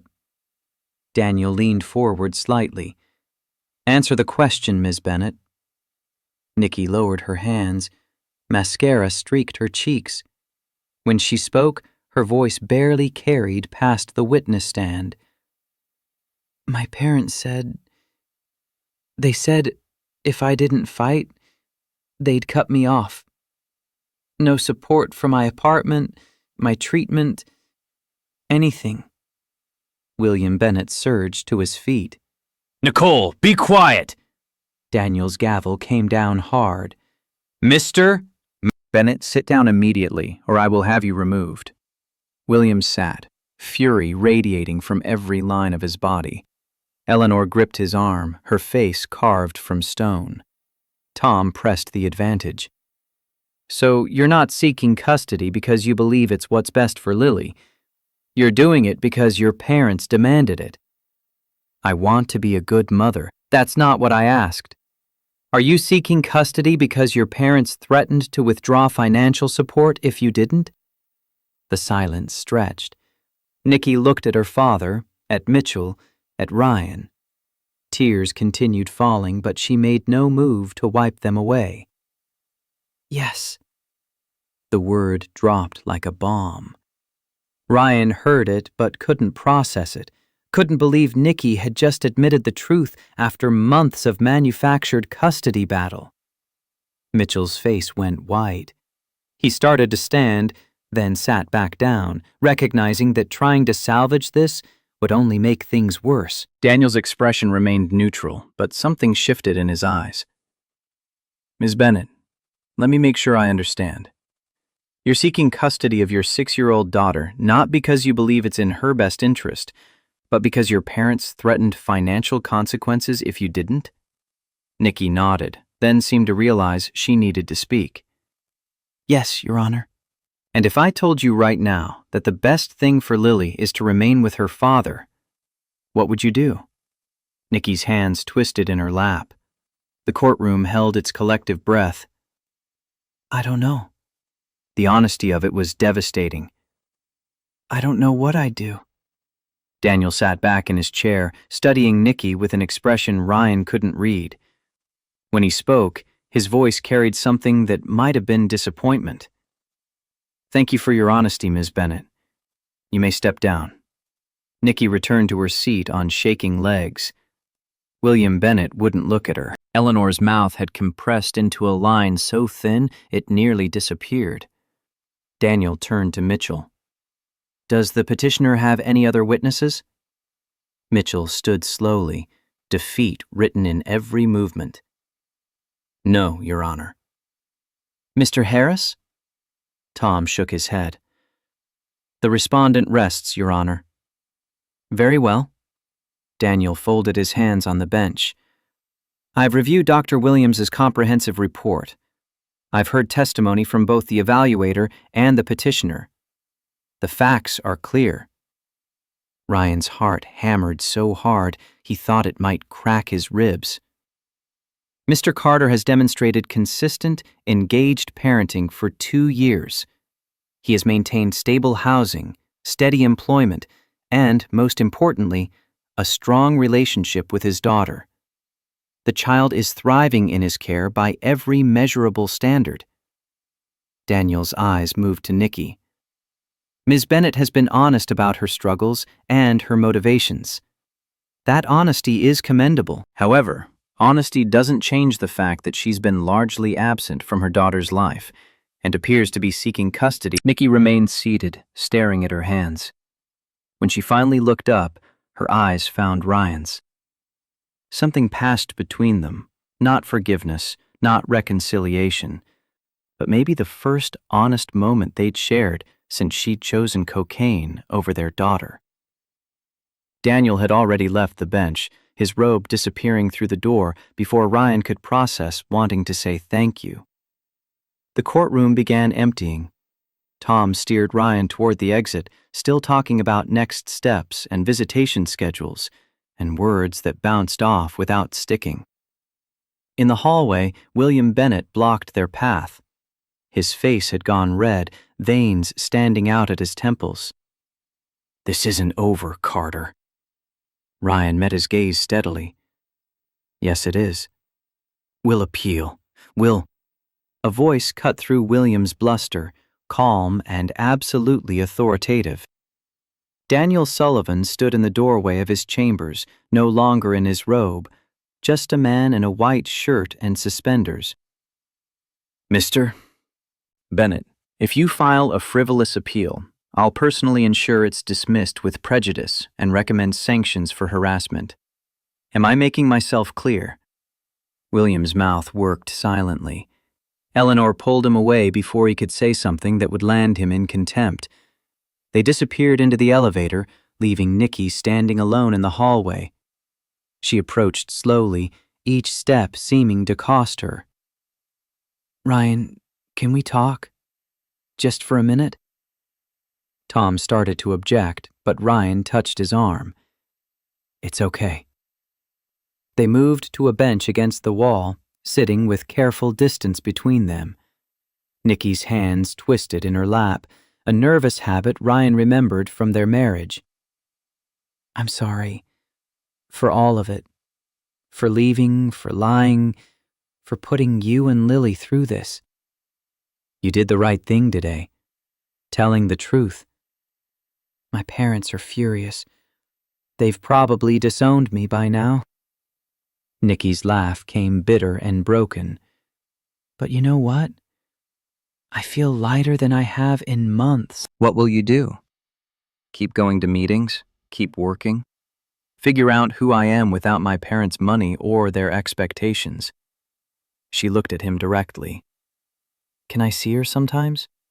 Supervised, like the judge said? I want to try to be a mother, the kind she deserves." Ryan thought about Lily's drawing of their family that didn't include Nikki. Thought about 2 years of bedtimes and sick days and parent-teacher conferences that Nikki had missed. Thought about the woman sitting beside him who'd finally admitted she wasn't ready, but wanted to try. "We'll start small. Supervised visits. You stay clean, you show up consistently. We'll see what happens." "Thank you." Tears slipped down Nikki's cheeks. "Take care of her." "Always." Nikki stood, wiping her face. She walked toward the elevator without looking back. Ryan watched her go, feeling something like pity mixed with relief. Daniel appeared beside him, silent until Nikki disappeared from view. You're being generous, given everything she put you through. She's Lily's mother. If she can get healthy, Lily deserves to have that relationship. Ryan stood, finally facing the man who'd held his daughter's fate in his hands. "Thank you for seeing what mattered. I saw what the evidence showed. Dr. Williams's report was unambiguous." Daniel paused. "But I'll admit, helping my daughters gave me insight I might not have had otherwise, about what it means to be present versus simply providing." "How are Sophie and Chloe?" "Different. Better, I hope. We've been having dinner together. Actual dinner where I turn my phone off and just listen." Daniel smiled slightly. "They're teaching me how to cook. I'm terrible at it. It's never too late to learn." The words settled between them, carrying weight beyond cooking lessons. "They'd like to see you again. Both of them asked if you and Lily might come for dinner Saturday. No pressure, no obligation, just they'd like to say thank you properly." Ryan thought about Lily's question that morning. Will you know today? He could go home now and tell her that yes, he knew. She was staying with him. Forever. And maybe they could share that victory with people who'd helped make it possible, even inadvertently. "Saturday works. What time?" The weekend passed in a blur of celebration and relief. Ruth Anderson had cried when Ryan told her the news, clutching him tight enough to crack ribs. Mike O'Brien gave him the rest of the week off with pay, gruffly insisting that family came first. Lily didn't fully understand what had happened, but recognized that Daddy was happy in a way he hadn't been for months. Saturday evening, Ryan dressed in his one pair of nice jeans and a button-down shirt Ruth had ironed. Lily wore her favorite yellow dress, the one with sunflowers that she'd picked out herself from Goodwill 3 months ago. They drove to Scottsdale, navigating streets where houses sat behind gates and landscaped yards. Daniel's address led to a 2-story colonial with white columns and black shutters, the kind of place Ryan would normally only see while driving past. Sophie and Chloe answered the door together, identical smiles lighting identical faces. They'd abandoned their expensive clothes for jeans and t-shirts, their hair pulled back in casual ponytails. Mr. Carter, you came! Call me Ryan, and this is Lily. Lily had been bouncing with excitement in the car, but now pressed against Ryan's leg, suddenly shy. Chloe knelt down to her level, same way Dr. Williams had done. Hi, Lily. Your dad told us you like to draw. We have a whole room full of art supplies. Want to see? Lily looked up at Ryan for permission. He nodded. She took Chloe's offered hand tentatively, letting herself be led inside. Daniel appeared from deeper in the house, wearing an apron that read, "World's Okayest Cook" in faded letters. "Ryan, welcome. Fair warning, I'm attempting dinner. It may be inedible." The house's interior surprised Ryan. Comfortable rather than ostentatious. Family photos covering walls instead of expensive art. Pictures of Sophie and Chloe at various ages, graduations and birthdays, and ordinary moments captured and displayed like treasures. Recent photos stood on the mantel. Daniel and his daughters at dinner, laughing. The 3 of them covered in paint, refinishing something wooden. Candid shots that spoke of time spent together, rather than occasions documented. Your home is beautiful. It's been empty too long. I'm trying to fill it with what matters. Daniel led Ryan toward the kitchen, where something was definitely burning. Damn it. He pulled a smoking pan from the oven, revealing what might have once been chicken, but now looked like charcoal. Sophie appeared, taking in the disaster with practiced ease. Dad, we talked about this. Timer. You have to actually listen when it goes off. I thought I had more time. The timer doesn't lie. She grabbed her phone. Pizza okay with everyone? The evening devolved into ordered pizza and genuine laughter. Lily came out of her shell around Chloe, the 2 of them spreading out art supplies on the dining room table and creating masterpieces that involved more glitter than any surface needed. Ryan found himself relaxing for the first time in months, the weight of custody battle finally lifting enough to let him breathe. He sat on the couch with Daniel while Sophie told increasingly embarrassing stories about her father's attempts at domestic competence. Last week, he tried to do laundry, turned everything pink. The instructions were unclear. Dad, it literally says, separate whites from colors on every machine. Daniel took the ribbing with good humor, clearly enjoying his daughter's attention, even when it came wrapped in mockery. Ryan recognized the shift. This man was actively trying to be present, stumbling through it but trying nonetheless. After pizza, while the girls played in the backyard, visible through large windows, Daniel and Ryan stood at the kitchen counter, drinking coffee that Daniel had managed not to ruin. "Can I ask you something?" Daniel's tone shifted serious. "How do you do it? Work full-time, single parent, stay present for Lily?" Ryan considered the question, thinking about mornings he'd woken exhausted and evenings he'd fallen asleep mid-story. "Honestly, I don't do it well. I'm tired all the time. I miss things. But the alternative is not being there at all, and that's not an option. You work at O'Brien's HVAC, correct? Yeah, why? I know David Thompson. We went to law school together. He runs Thompson Commercial Systems. They do HVAC for office buildings, hospitals, large installations. Daniel paused. They're looking for a supervisor, someone with technical knowledge and leadership experience. Ryan's defenses went up immediately. Daniel, before you refuse, hear me out. David mentioned this opening weeks ago. I didn't say anything because of the custody case. Didn't want any appearance of impropriety. But the case is over, and this is a legitimate job opening. What's it pay? $65,000 base, full benefits, regular hours, 7 to 4, Monday through Friday. The number hit Ryan like electricity. $65,000. Nearly double what he made killing himself across 2 jobs. Benefits that meant he could take Lily to the doctor without calculating whether he could afford the copay. Why would you tell me this? Because you're qualified. Because my daughters won't stop talking about how you help them, and this is something concrete I can offer that's not charity. It's a real opportunity. Daniel met his eyes. Call David yourself. Interview. If he doesn't think you're right for the position, that's that. But at least find out. Ryan turned the idea over, looking for the catch. And if I take it, there's no obligation? No favors owed? None. Though I wouldn't turn down an invitation to your next Saturday pancake breakfast. Sophie and Chloe seem to think you're an expert. Something in Ryan's chest loosened.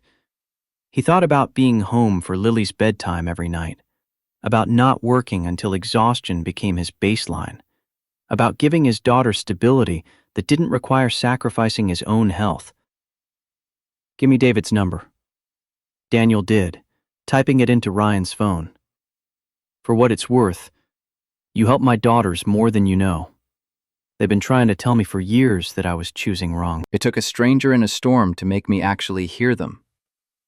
Through the window, Lily and Chloe were teaching Sophie some kind of complicated clapping game, all 3 of them dissolving into giggles when they messed up the pattern. They're good kids, Ryan observed. They are, despite my best efforts to raise them on neglect and good intentions. Daniel's smile turned self-deprecating. I'm trying to do better. Taking them to dinner without my phone, teaching them to drive even though it terrifies me. Just being there. That's all they want. Kids don't need perfect parents. They need present ones. The words hung in the air between them, simple truth that carried decades of mistakes and possibilities. Lily ran inside, grass stains on her yellow dress and joy written across her face. Daddy, can we come back next week? Sophie said she'd teach me to make friendship bracelets. Ryan looked at Daniel, who nodded. Next Saturday, same time. The drive home happened in comfortable silence, Lily clutching a drawing Chloe had made for her. 2 stick figures labeled Lily and Chloe, surrounded by hearts and stars. She fell asleep before they reached South Phoenix, head lolling against the car window. Ryan carried her upstairs, her weight familiar and precious in his arms. Ruth had left the door unlocked, a plate of cookies covered on the counter with a note.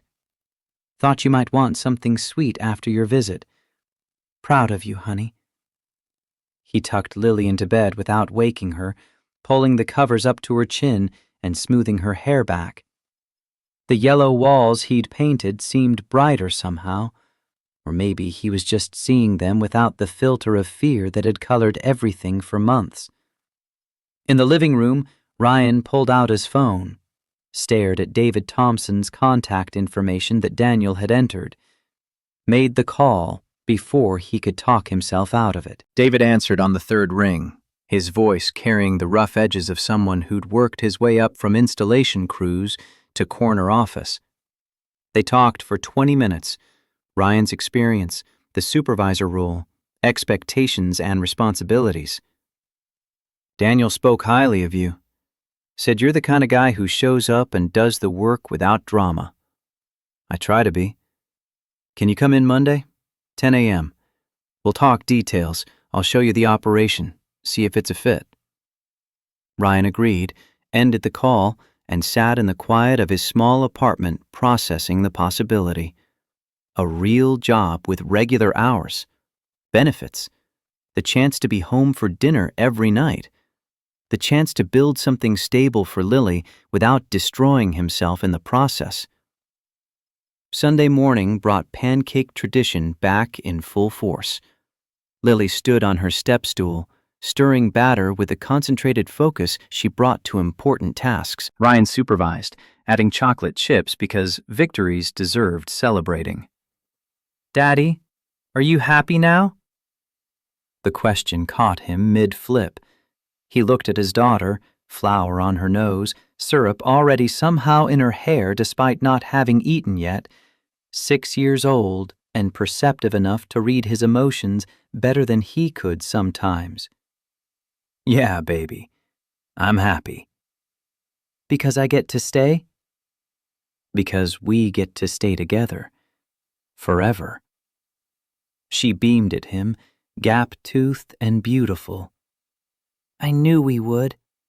I knew it the whole time. Ryan wished he'd had her certainty. Wished he'd trusted that love and presence would outweigh money and square footage. But maybe the fear had been necessary. Maybe it had pushed him to fight as hard as he had. The Monday interview with David Thompson went better than Ryan dared hope. The facility was impressive, clean, organized, crews that clearly knew their work. David offered him the position on the spot, pending background check and drug screening that Ryan knew he'd pass easily. He gave Mike O'Brien 2 weeks' notice at the HVAC shop, and Mike responded by throwing an impromptu celebration lunch for the whole crew. At the diner, Ryan gave them 1 week's notice and left with a card signed by every waitress wishing him well. 2 weeks later, Ryan started at Thompson Commercial Systems. The work was challenging but manageable. The crew respected him, and for the first time in years, he left work at 4 p.m. and drove home with energy still left for his daughter. Saturdays became ritual with Daniel and his daughters. Sometimes they attempted cooking together, Daniel's skills improving slowly under Ryan's patient instruction. Sometimes they just ordered takeout and played board games that Lily usually won through a combination of luck and ruthless 6-year-old strategy. Sophie left for Columbia Law in August, tearful but excited. Chloe started teaching kindergarten at Desert Vista Elementary. Daniel stepped down from the federal bench that fall, taking a part-time position teaching at Arizona State University Law. Nikki sent letters every few weeks, updating Ryan on her progress. 9 months became 12, then 18. She never missed a supervised visit, showing up sober and engaged. Slowly, carefully, she and Lily began rebuilding something that might eventually become a relationship. Ryan and Daniel's friendship deepened through shared Saturday mornings and occasional phone calls where they talked about parenting struggles and small victories. Daniel was learning to be present. Ryan was learning that accepting help wasn't weakness. On a warm October evening, 1 year after that first storm, Ryan stood in Daniel's backyard watching Lily play on the treehouse they'd built together over 3 months of weekends. Simple construction, platform, ladder, walls, roof, but sturdy enough to last. Daniel appeared beside him, 2 beers in hand. They'd developed this routine, standing on the patio while the girls played, talking about nothing and everything. You know what I've been thinking about? Daniel took a long drink. A year ago, my daughters were stranded in a storm. A stranger stopped when no one else would. And that stranger changed everything. I just gave them a ride. You did more than that. You reminded them that people still help each other. You reminded me what being a father actually means. Daniel turned to face him. I spent 20 years building a career, telling myself I was providing for my daughters. But they didn't need what I could buy them. They needed me. You're here now. That's what matters. Because you showed me what here looks like. Daniel raised his beer slightly. To stopping in storms. Ryan clinked his bottle against Daniel's. To showing up. They stood in comfortable silence, watching Lily and Chloe create some elaborate game involving the treehouse and approximately 200 stuffed animals. The Arizona sunset painted the sky in shades of orange and gold. Ryan's phone buzzed. A text from Nikki. 18 months today. Counselor says I'm ready for unsupervised visits if you're comfortable with that. No pressure. Just wanted you to know. He showed Daniel the message. What do you think? I think she's been consistent. Shown up, stayed clean, done the work. Lily deserves a mother if her mother can actually be present. Ryan typed back. Let's start with a few hours. Saturday afternoon next week. We'll see how it goes. Nikki's response came immediately. Thank you. I won't let her down. Ryan hoped that was true. Hoped Nikki had found whatever she needed to be the mother Lily deserved. But he'd learned this year that hope was dangerous without preparation, that trust required evidence. They'd take it slow. Watch how Nikki handled responsibility. Let Lily's comfort level guide the pace. Lily's laughter rang across the yard, pure and joyful. Chloe was chasing her around the treehouse, both of them shrieking with delight. Sophie's latest letter sat on Daniel's kitchen counter, full of law school stories and homesickness and gratitude for Saturday video calls with her father. I've been thinking about something else, Daniel said quietly. All those years I thought success meant winning cases, building a reputation, making partner and then judge.